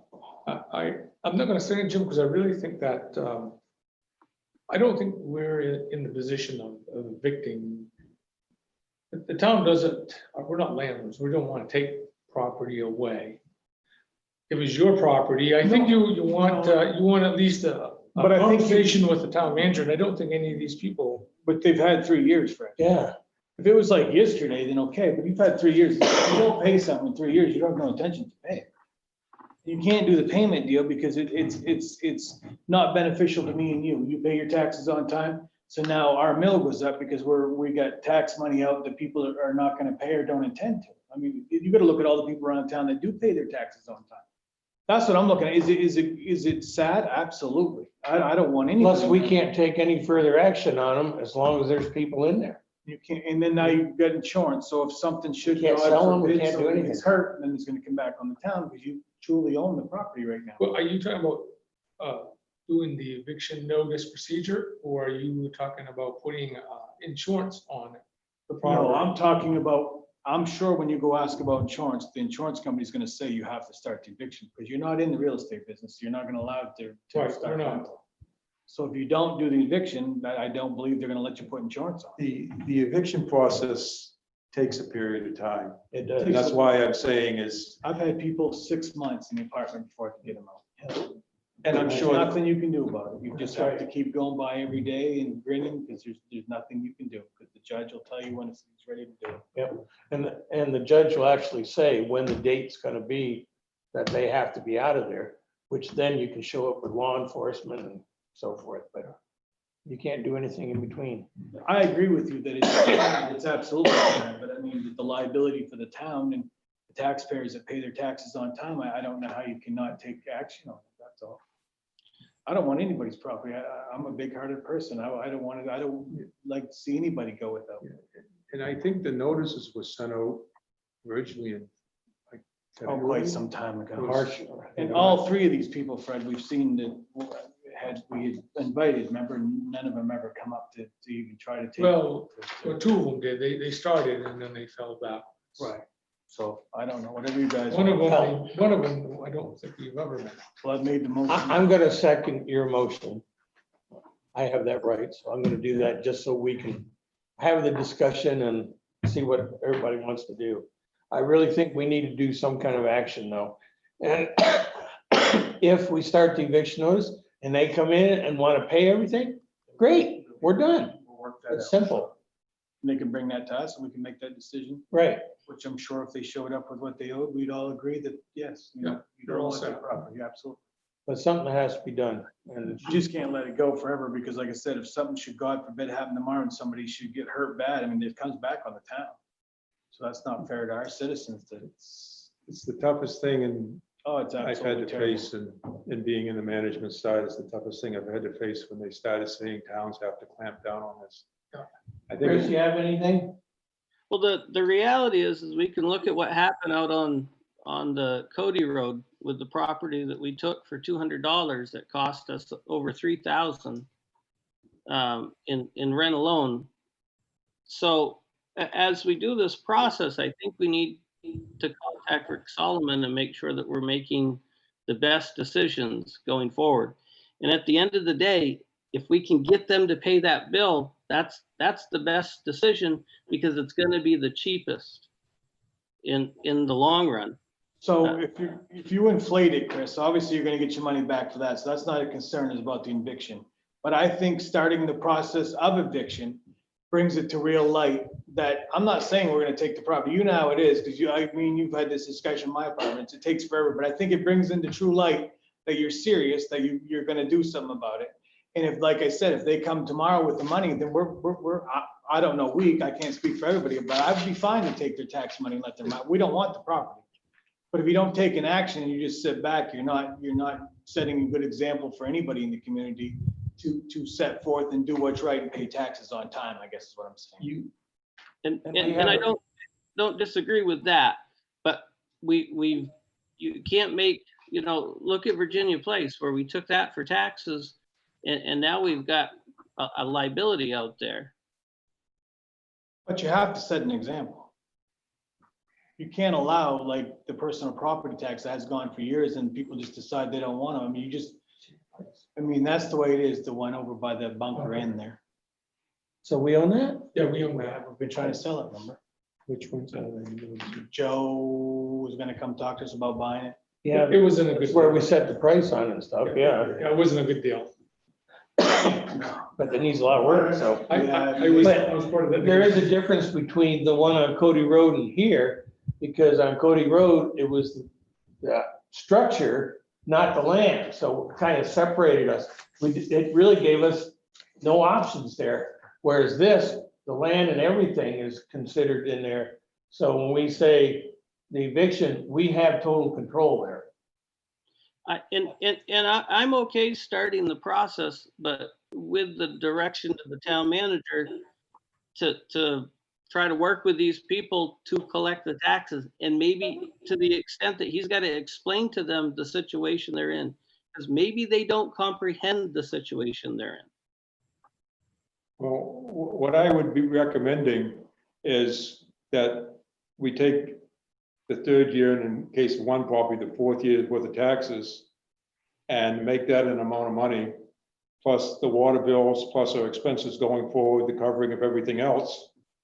And much as I hate to say it, you can buy back in if they can come up with that amount of money. Well, if you own the home, and they must own the home because there's no bank, anything on it, you gotta believe there's an ability to get a loan for Yeah. $4,000 to buy your house. $50,000 home, you assume that that'd be pretty safe. to Yeah. Now, as I recall, the one down on Main and Bog, the bank did come in with that one and they relinquished all claim to it because of the shape that it was in. If I remember correctly on that, and that's why we were working that much harder to find out what we And, were. and part of the problem is not just the people living in them, the abandoned ones. You're responsible for people getting it, the kids playing in them and stuff. The abandoned ones, there's no questions. What else you gonna do? What are you waiting for? You gotta I get think rid of The it. abandoned ones, yeah, use them as well. Well, you got nothing to do. But And these ones are people living, I think that in my motion, I would want to do is if they do come to you and say, hey, I have the money for this. Exactly. Well, I want to bring it to the board, even if we had to come here at a time to go over it. And I personally speak for myself, and I would very much be to give their property back. there's nothing I'd rather do than get property back in people's Absolutely. hands. Yep. I'm only pushing this because they've gone on and it's one of my job things I have to do. No, So I'll get all the numbers put together on a list and I'll write a plan up for each one of those properties. That's an option if they so choose to take it. And Absolutely. I will Absolutely. prepare the eviction process to go We forward. made a motion that we're gonna vote on it first. Yep. Okay, any further discussion? Tad, any questions? No, I'm good with, as long as we make an honest effort to, make sure we can get these people to pay or give the houses back if they want them, before we just throw them out. Yep, No, absolutely. I think we're all on the same page, so. We don't want. no- Okay, so all in favor then? Aye. Okay, it's unanimous. And if you write it up, if you send that in an email, what you write up to send to them, I'd like to see. it. Yep. Yeah. Thank you. I'll put everything together. On any of the properties that we do dispose of, should we contemplate hiring a realtor for some of them that have a value that we could recoup? I Can you I do would that by put- law? what's that? Can you do that by law? I'm not really sure. I've never done it. I'll have to, I don't think you can. I I've never don't- seen it before. no, I think that realtor would be an expense too. But are you allowed to do that on tax card? I've never seen it I've done, and never I've been seen on it the done. board for a long I- time. And I've never seen it like Yeah, I any. No, the only thing that the board has ever done on tax property is once we get it, we gotta publish it in the paper with a minimum bid. Yep. And that's our, and if they bid on it, great, and if they don't bid on it, it's still ours until we get rid of it. we had a piece of property that had a trailer that it was worse than the one that's in this picture. And we had a price for the piece of land that included the price we wanted for the piece of land and the cost it was gonna cost us to remove the trailer. What else properties that We own? fell into that same thing. Yeah, we did. Last year, Yep. on Warren Commerce Road, we had to get rid of 2 trailers at the town's What do- nickel because what do we we own now? foreclosed on. Right now, what do we own for tax acquired properties that we still obtained from last year? These ones that are in this packet's the only ones I'm We aware still of. have a couple from last year. Virginia Place, what else for? Isn't there, I think we cleaned up the ones on Warren Commerce Road at the trailer park. I'm pretty sure. we're- yeah, we did. We Cleaned those ones put out. those out. But then they came back and found out there was a lien on one of them after which that threw us in a whole nother ballpark because it wasn't, they didn't come forward at the time. It wasn't until they were clearing the title that they found this other lien out there and that put us in. So we're in the same time when we're working on that. Should we try to go back forth and put it out for bid or probably whatever it costs to put in the paper that Virginia Place? I mean, obviously we ought to be in some sort of trying to get rid of it, some sort of action plans to get rid of the property, whatever you do. I know I've been up there twice and we talked, it's some substantial. And bad we here. gave them a price on it this last time. We came way down And they were gonna get back to us and. Okay, so the reason I don't have this one then is because we already own it. Yeah, it's right next to We've where you owned it are. we've owned it for a few years. You're in the bunker inn, right? Yeah, It's right next door. Yeah. If you look out the front door you're going in, look to the left, you'll see that's the building, the one that's got plywood all over the windows. it's a, Yeah, the town owns that property. and within Loring. Okay. Yeah. It's right next to the bunker inn. You go like you're gonna go in the building, look to your left. What's his name under? Is it? I can't remember. It was a apartment complex, Mohammed. something like that. And the place had a small structure fire. And he evicted all his people and he decided that he wasn't going to fix it. And This we place, acquired it. this place on the Bog River, is that down by you? It's quite far up. I'm at 768, so that's more middle. That's across from a house over there. I can't just It's take it. down from your dad's place. Yeah. But it's, what, 3 houses down? Okay. On the opposite side of the road. Well, it's gonna be further than that. Where, 465? Oh, I thought you were talking about 33. no. I know where the Kings live there. Where. Okay, yeah. I'm talking about this property. 465, it's just land. He said it was a nice piece of property that somebody cleared, and I've been trying to think in my head. but- Yeah, I gotta Where is find it? out what size. I think it's down here by Cody Corner. You know where Barnes lives, TJ Barnes lives? On the right. where If you go- come I up didn't bring my phone, so I can't. from his place, somebody did clear a lot out and Okay, that's where I thought Peter Page did. It's in that corner there, correct? We're gonna go to Well, it's Google not- Maps and see if we Yeah, can find it. okay. Yeah, I did. look- But anyway, get this process started, but then on these others, I think we should go ahead and start moving on them anyway. yes, absolutely.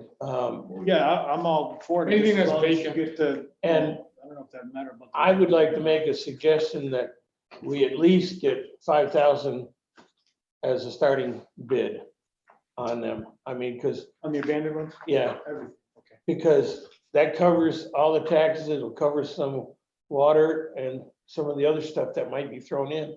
And if they know that's the minimum, they can build up from there. What are they? Ron? What's the Who's tax? familiar with Bog Road? Me, Yeah, I lived there His, my whole his, life. his piece of property is. It Googled the street. It looks like somebody was Where clearing. is it, Chris? It's right before TJ's is where Yeah, it yeah, right showed. Oh, I'm getting old. there's TJ Barnes and there's the property right here. Oh, okay. It's a nice piece of It property. looks like somebody cleared it then. How many, of course, we don't know how many They acres were are there. They were gonna clear, put in something and. How many acres are there? You don't know either. It looks like it's at least as big as one of those host lots, I'm guessing. I think it's probably 1.5 acres, that'd be my guess. But to me, that's probably the most valuable piece of property on the list. Yeah, So what direction I don't know, are we if you walk the property right now, spotting mosquitoes, you probably change your mind. What direction are we gonna give the manager, in particular, on like 15 Montgomery? He's talking about the possibility of a new home being built. You know, that, at the end of the day, that's best case scenario for that property. Which one? How are we going to allow him to pursue those opportunities? Yeah, since I've been here, I don't think there's been, You know, Walt, you see the taxes on that one, it was 4,200. If there's any water on it, you're not gonna have no leeway there on. 4,200? On the pond view one, this one here. Just in case there's only, I'm sure there's probably more than $800 worth of water. What do you think? the, That one there might be tied down for 5. Yeah, in the good old the days. roof needs work, everything. Well, I think that if you got a bid on it for that amount, I think I'd be pretty happy, but I don't know. I have my doubts, but you never know, you know? Like you said, maybe there's a neighbor there that is tired of having neighbors and wants a big lot. Well, that's. Oh, this one right here? What I would The do, inside of that place is trashed. I think they've been vacant since I lived up on Pondview. They were in and out. That's been No, they 10 years did. ago. There was, no, there were tenants in there and they No, but I trashed mean, it. It We was had to have a always come bank, and go. we had to have a bank go in there because in that garage, there was like he had like a trap door that he could go under and clean his oil. they use that as a dump. They'd open it and they filled it right full. Remember we had a raccoon issue? Oh, up yeah, there? yeah. And that's the property. That place is That's the trash. one. No, but I mean, over the years, them as people's come and gone ever since I was a kid. Like, I don't think anybody's ever lived there for a long time. There's always different faces when I used to walk down the road. 7, 8 years ago, it was, probably 8 years it's been vacant. Yeah. I mean, It's a When I was- shame, really, because at when I one was time when I younger, was young, fireman- them houses are pretty. Oh, yeah. They're nice we, houses. we used to burn these places down all the time. Towns would call us up and say, you got, and they changed all the rules now. It makes it very difficult Yeah, to you do it. really can't do that no more. But we used to, I still think even at 5,000, So you just want to put like a pool of all the vacant ones and then say if you did 5 for each one of them, you'd make out okay. No, that Right. makes sense. well, I said is, what I will do is there must be somebody around here that does building demolition, find out what it would cost to do it.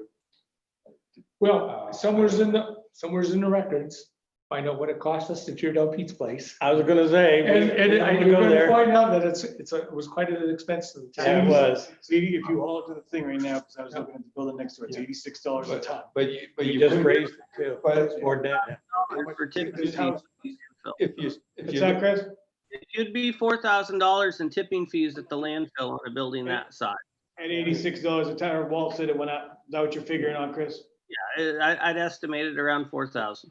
But what I'm saying is if you put that as part of the agreement to buy it, they had so much time to tear it down and get it. Well, There's- whatever they there's- decide to do. You, I mean, they might want to come in and completely rehab it. That'd be their option. I've seen four homes worse than this. so- Yeah, I have too. there could be, but, Okay. But that's what I'm saying. but. And they've got 30 days to make progress, whether it's tearing it down or renovation. People just put a facelift of vinyl on it, I and put a will, for sale sign on it. I've I seen will it put- sell it. Yeah. I'll put the options together that you said here tonight. And, So the other biggest thing I think we want to agree on is the 5,000 doesn't sound, I can make a motion of that if you want. I'll make a motion to sell the properties that are abandoned for a minimum bid of 5,000. Realizing that one of them's 42, but if you pull them all together, you'd have enough to pay the water bill. And since they're so dilapidated, you're just trying hopefully to change hands to somebody else to take care of our problems. I'll second that. what about the piece of land itself? What do you want to? Well, that one there probably would be, there's no well or sewer on it, correct? No, so I put that in the 5,000. Yeah, I'd throw it in. I'd still- So put them all at 5,000 Yeah. Yeah, The ones that are vacant. the vacant, yep. Yes, and the other ones will have. And on bare land, you don't have to, there's no insurance requirement. It's just on houses that people. Well, there's no occupancy. anyway. I got a question on the one on the land. Looking at the years of taxes, how can you pay 2016 taxes and not get 2015 paid? I thought when you came in to pay, it always had to go to the latest year owed. Well, there's a lot of places that didn't necessarily understand that. And I'm not sure going back to 2016. yeah, that just happened last year to a property that my son owned that he sold. And they came in and paid the taxes for that current year, but never went back to pay the one when they moved into it that year. So we had to make the adjustment on it because that's what they wanted. But anyway, yeah, Okay. it happens. All right. Okay, so I guess all in favor of the motion of starting at 5,000 on the vacant properties? Aye. Okay, it's unanimous. Okay, so Okay, you'll have a copy to us of the evictions when you send them out tomorrow and the letter I that don't we know if send. I'll get them all tomorrow. but- Well, whatever. Saying. We're starting tomorrow. No, I'll start I'm not, do you have a town attorney? or- Yeah, yes, Rick Solomon. and I would just give him directions. That's what we want to do. Because I'm hoping that the seriousness of it, once you send the letter initially, maybe like you said, if they own the home, they could just go to the bank, say, look, I got a $50,000 home. I need $4,000. I wouldn't imagine a bank wouldn't give you the money. Yeah, right. I'll give you another example. One time, some people I knew very well, they were my age, their house was going to be foreclosed on. And good people, educated people, and they came in and told me just to take it. And when they come in and told me to just take it, I says, my God, you're living in the house. It wasn't even a bad house. Well, my wife and I, we both lost our jobs and we can't afford the taxes, so just take it. And I said, well, why don't you sell it? And they said, well, we can't get what we want for it. Oh, my God. And I'm Get like, anything out of it. whoa, you're not gonna get anything if we sell it. And so we gave them some time to sell it with the fact that it was written in that we'd get our money. And I think it sold in like 2 weeks. And so a lot of times it's an education that people just don't grasp until they're not I given the think a lot choice. of it's a seriousness. People just dismiss and say, well, you know, that's not what they're gonna do. And sometimes when you show them that you're serious, then they kind of change and They, I understand. we had a history of never doing it, and that's what made the problem become so big. Okay, so that's. Okay. So I have one other question. As it relates to that Montgomery Street. Are we going to allow the manager to present us with something along the lines of an opportunity? If somebody come in and said, I would like that property to build a house on and come into us with a package separately that may be in a better interest for us than a simple $5,000 sale. You write that up in your bid. Do you have somebody that's interested now, you said? There's been people, in particular, there's a neighbor who calls us on a regular basis because it's a kid's playhouse over there. The kids are in it all the time. The doors are left open. We've locked them up. We sent the police down. It's just a neighborhood hangout. When I first went over, I thought it was going to be a dilapidated trailer, and it doesn't look bad in the picture, but it's The totally, interior is terrible. it's totally destroyed inside. Who's the neighbor? And True. Oh, So if we simply reserve the right to reject, then if the manager comes with, I have a proposal on this said tax acquired property, he can present that to us at any time and we can take action on it as That's what we're saying. necessary. yeah, that's correct. You we- can we reserve did- any bid that Yeah. you want, you can exclude it. we've done that at one time, talking about the two houses. We did it at a place where it was an old military base that was part of World War II, and the houses were all very close together, but they had no dooryards, no driveways even. And so what we did is we went to the people on either side and charged them an amount of money, which included tearing down the house, and each one of them got half the lot so they could have a driveway. So there's ways to go about doing that. And the document that I'll put together and send out to you lists some of these ways. Great. And what we've done in the past too, Chris, is some of the properties, we put a timeline on them that they had to make some kind of a change in it, whether it's a improvement, where it's demolition, whatever. I remember one place in particular, we gave them 60 days because they wanted to build a new house on it, which means the old one had to be tore out. And so we put that as a stipulation. Once it came in with their bids, they knew what that stipulation was, so they were ready to go forward at that time. So I still think we need to do that That's with great. these. So on the motion that I made, maybe we can amend it to put so much time to do something in progress, as far as, you know, tear it down or betterment or put a home or. Yeah. What would you give, something like that, like 60 days or? what would be fair? I think you take it on a case by case basis. I think you allow the manager to put together a proposal and present it to us as he sees fit, what would be in the best interest of the community. You're talking about even the ones on Montgomery Street, or not Montgomery Street, but on Pondview. I mean, you know, you're gonna have to take action on them pretty soon, because it's gonna be winter. Yeah, that's what I'm saying. Okay. But Here's- you know, say the neighbor says, I'd like to build a garage on that lot and Sure. I'll give you 2,000 and I'll tear the house down. Then Sure. that would be better than just selling that property at $5,000. But that's not what I'm saying. What I'm saying is you have to have some sort of timeline. Somebody's gonna do something so time. So we do 60 days? Would you do 90 days? That's what I was asking everybody. What do you think's fair? You have to have, if you're gonna tear this down to do that, then you don't want it up for 3 years and then, you know what I mean, that the animals are in and out of it, like Fred said, it's full of trash or whatever. That's all I'm saying. So on that, my motion, I'd like to amend and put some sort of a timetable. Here's what the voters authorize you to do as selectmen on behalf of the town of Limestone, to sell and dispose of any real estate acquired by the town for non-payment of taxes thereon, on such terms as they need necessary, and to execute quitclaim deeds for such property.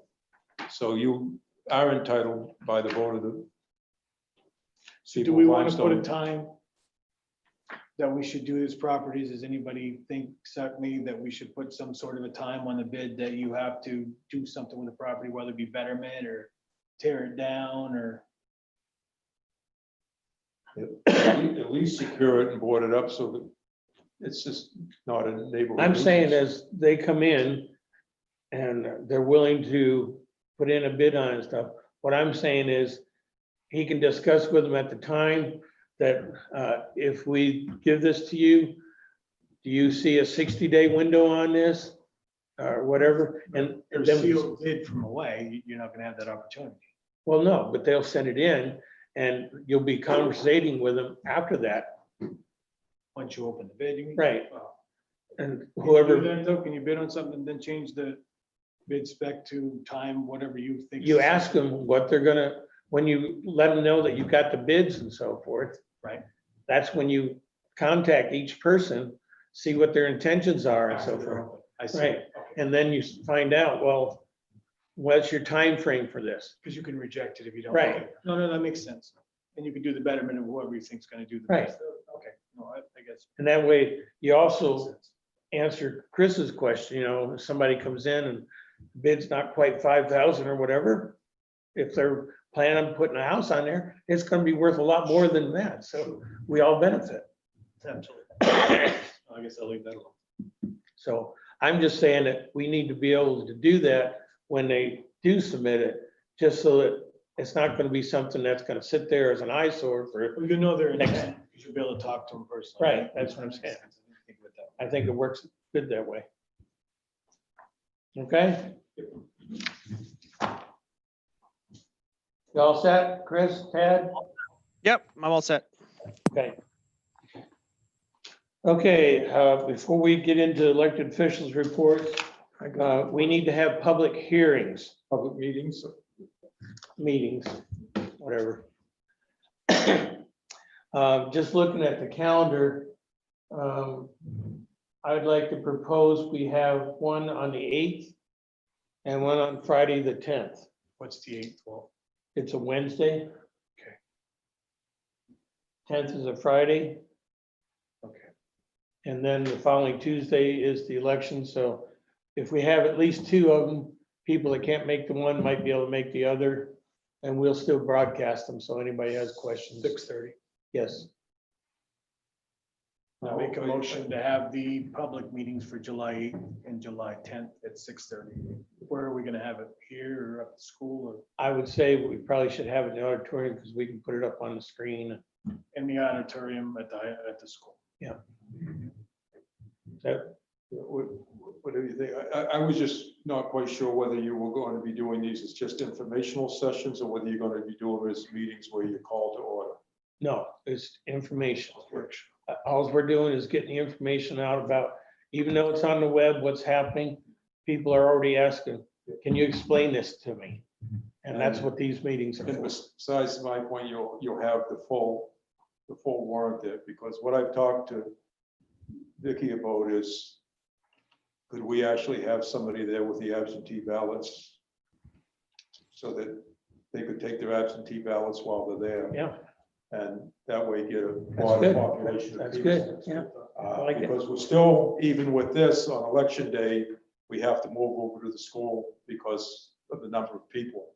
And the distance. When are the absentee ballots going to be ready so people can come in and start grabbing them?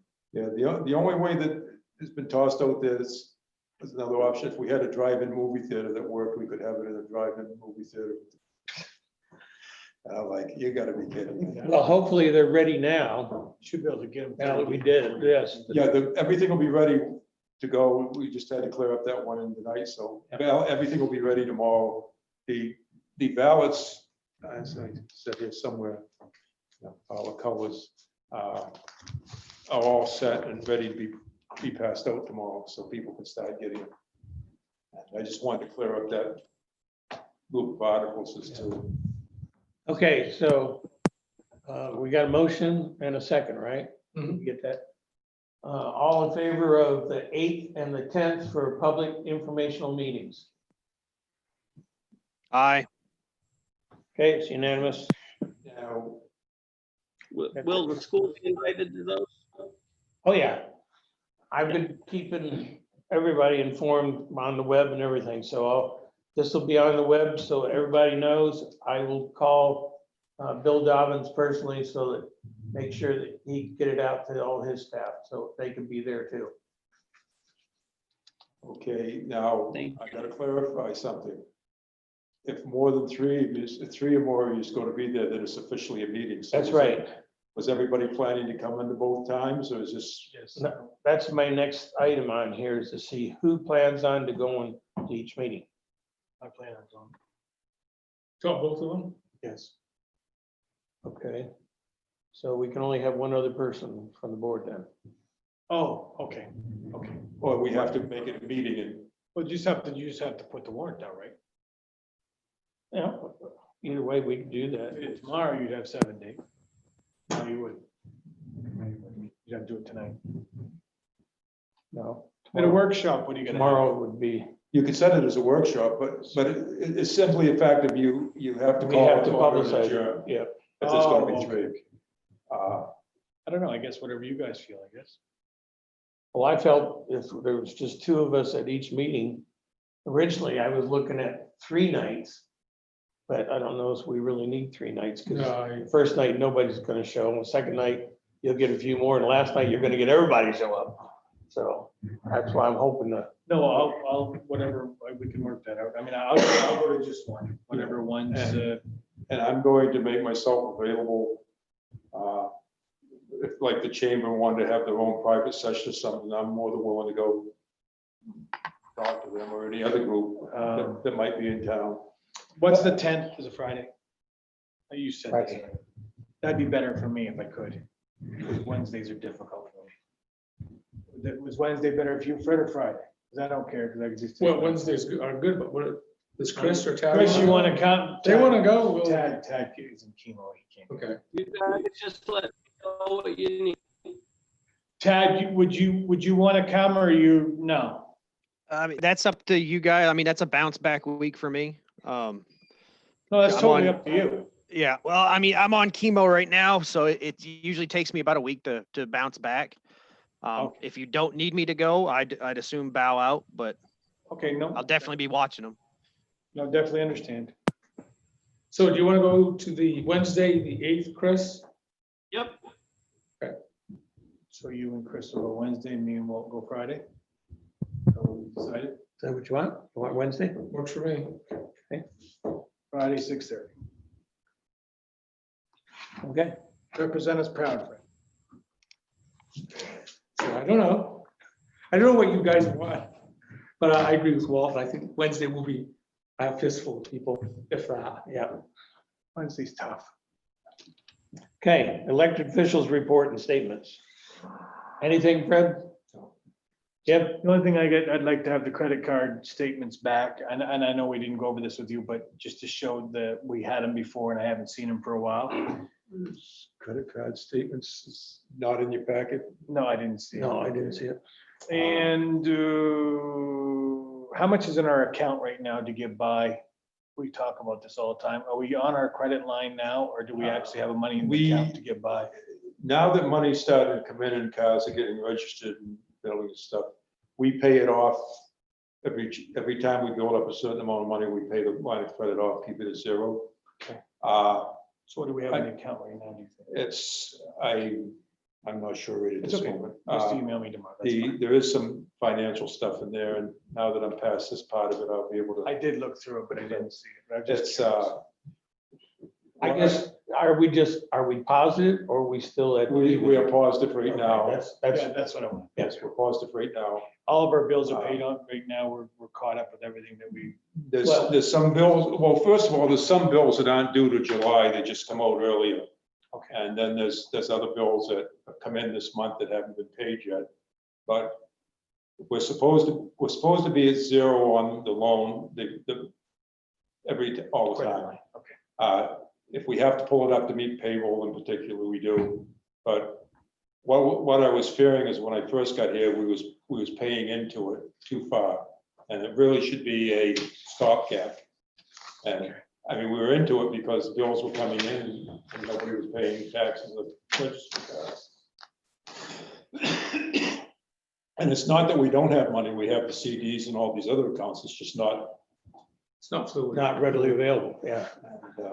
And, it's one of my worries going into the new fiscal year, being behind on this, is the school's gonna want its money in July. And we aren't gonna get the tax bills out probably to September. Yeah. At the earliest, if this passes on the 10th. Well, but if they're taking 150 out of their reserve, that'll give them their start. Yeah. Basically. Yeah. Okay, anything else, Jim? No. Chris, you have anything? My only question is, do we have all of our staff, full staff working 3-hour weeks? They're assigned area. As I noted in an email, I delayed getting one back because we were trying to get some programs going, but they were supposed to be moved back in this week. I'll check them all to verify he's moved. But that's the only one person that I was allowing to be out there because he was tied up between a number of places. Now, have we gone, one thing that I did, speaking about that, we talked about it. Have we got Tom or somebody mowing out the Trafton? Because when I was out there, because I got a camper out there and I see that the highway's out there.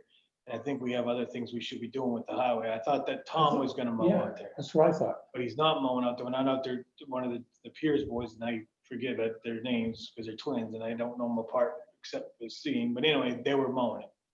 And I thought, and here's my thing, I don't understand why the rec guy was home, not to second guess you.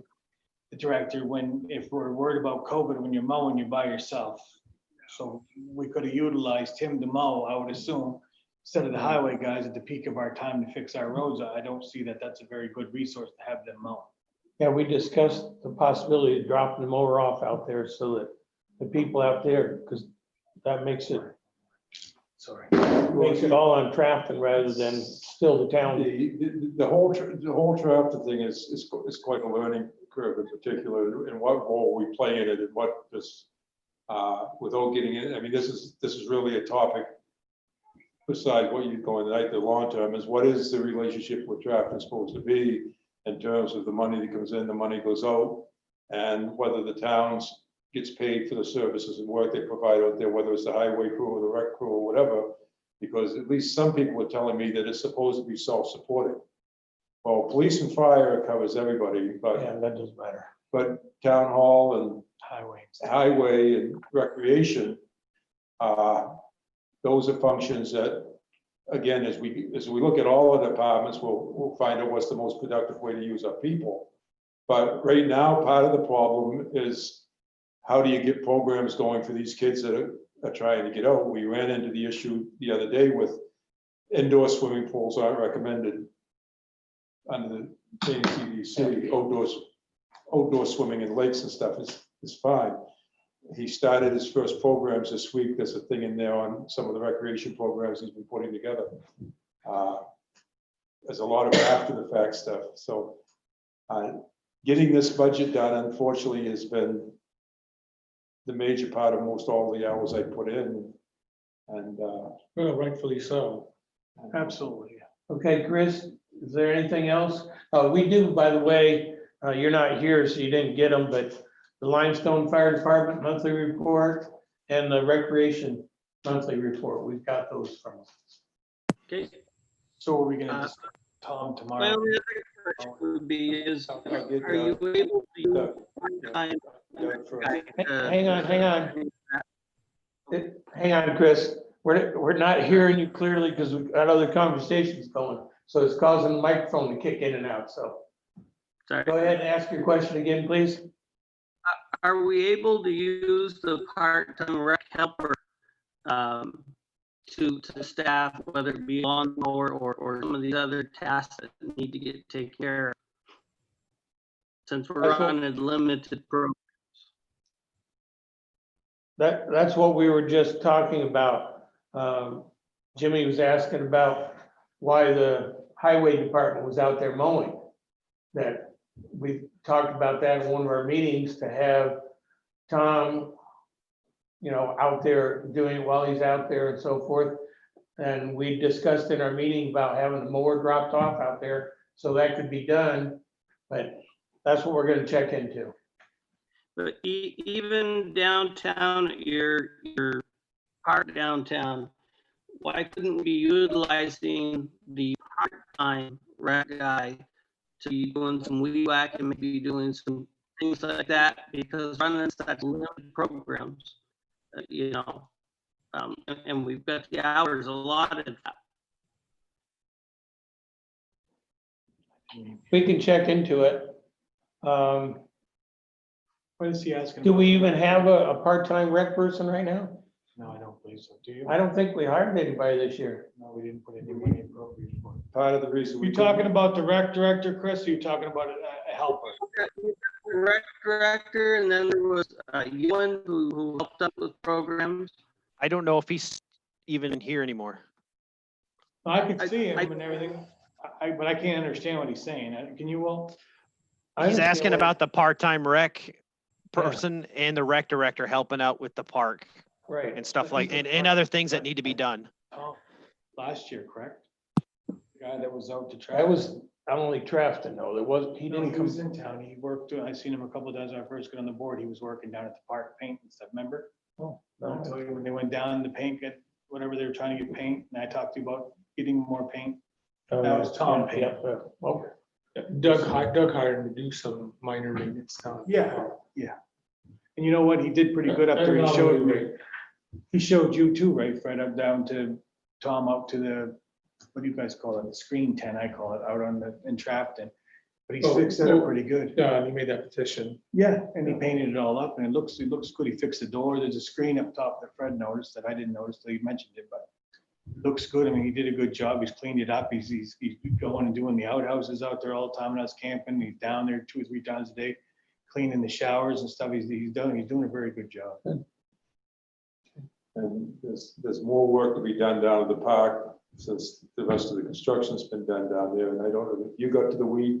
I sprayed. You sprayed, so there's a series of things because it's down there at the same time, technically it's not even open, so. It's a play at your own risk, so it's I'm sure he spent more time on the rides down there, making sure they're still functional. Down on the carousel. Had to test them all. Okay. A lot of these things got to be caught up on. Anyway, we'll look into that, Chris. Anything else? Nope. Tad? No, I'm good. Okay, I'm good. Other than, we need to make sure that our new town manager doesn't burn out on this job. I mean, the hours that he's keeping here, I think we might have to give him a directive at some point that he's got to take some time for himself. Except Friday's a holiday here. Friday's a holiday. I'm gonna take a 3-day weekend if nothing big happens. Oh, wait, I don't know if we can allow that. You've already set the standard now. I've been here 40 days. I've worked 38 of them. But he can come up here with me anytime he wants. What's that? He can come up here with me anytime he wants. Up to the lake. I'm going down to Eastport this weekend and have lobster rolls. Oh, wait a minute. I'm going with you. Okay, It's nice to have enough units of lobster. how about other? Anything? No. Okay, approve warrants. Do we have any warrants to approve? I didn't get them sent out. I have warrants, but I didn't get them sent out to everybody to read. If you want to sit here and go through them, you can, or I'll get them out. We'll just send them next time. I'll get the Did you copies. skip public comments, Walt? No, he didn't. I remember you asked for them and she said she was all set. The warrants wound up in an inbox instead of on my table. Okay, I guess we've got a motion to adjourn then. So moved. I just Second. like to say you did a good job tonight. What was that? I said you did a good job tonight. I approve. I approve. Thank you. Well, just so you know, we love you anyway, regardless of what you have to say, so. Well, I just gave you a compliment. Run with it. We're not used to No, that. I'm saying, thank you. I'm not used to that, Irma. Yeah, that was, I know. I guess we can make that announcement, but it's been done.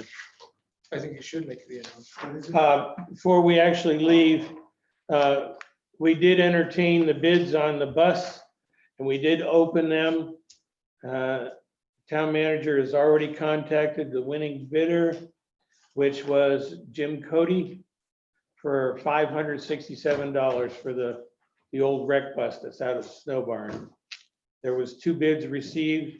The other bid was from Phil St. Peter for $483. So anyway, just so everybody's up to date on it. Okay, We got 3. So, signatures. all in favor of adjourning? Aye. Sign this one. We're good then. Take care. See ya. Y'all have a safe 4th of July. You too, thank you. What else you need signed while I'm here, because I ain't coming back. You won't see me again until next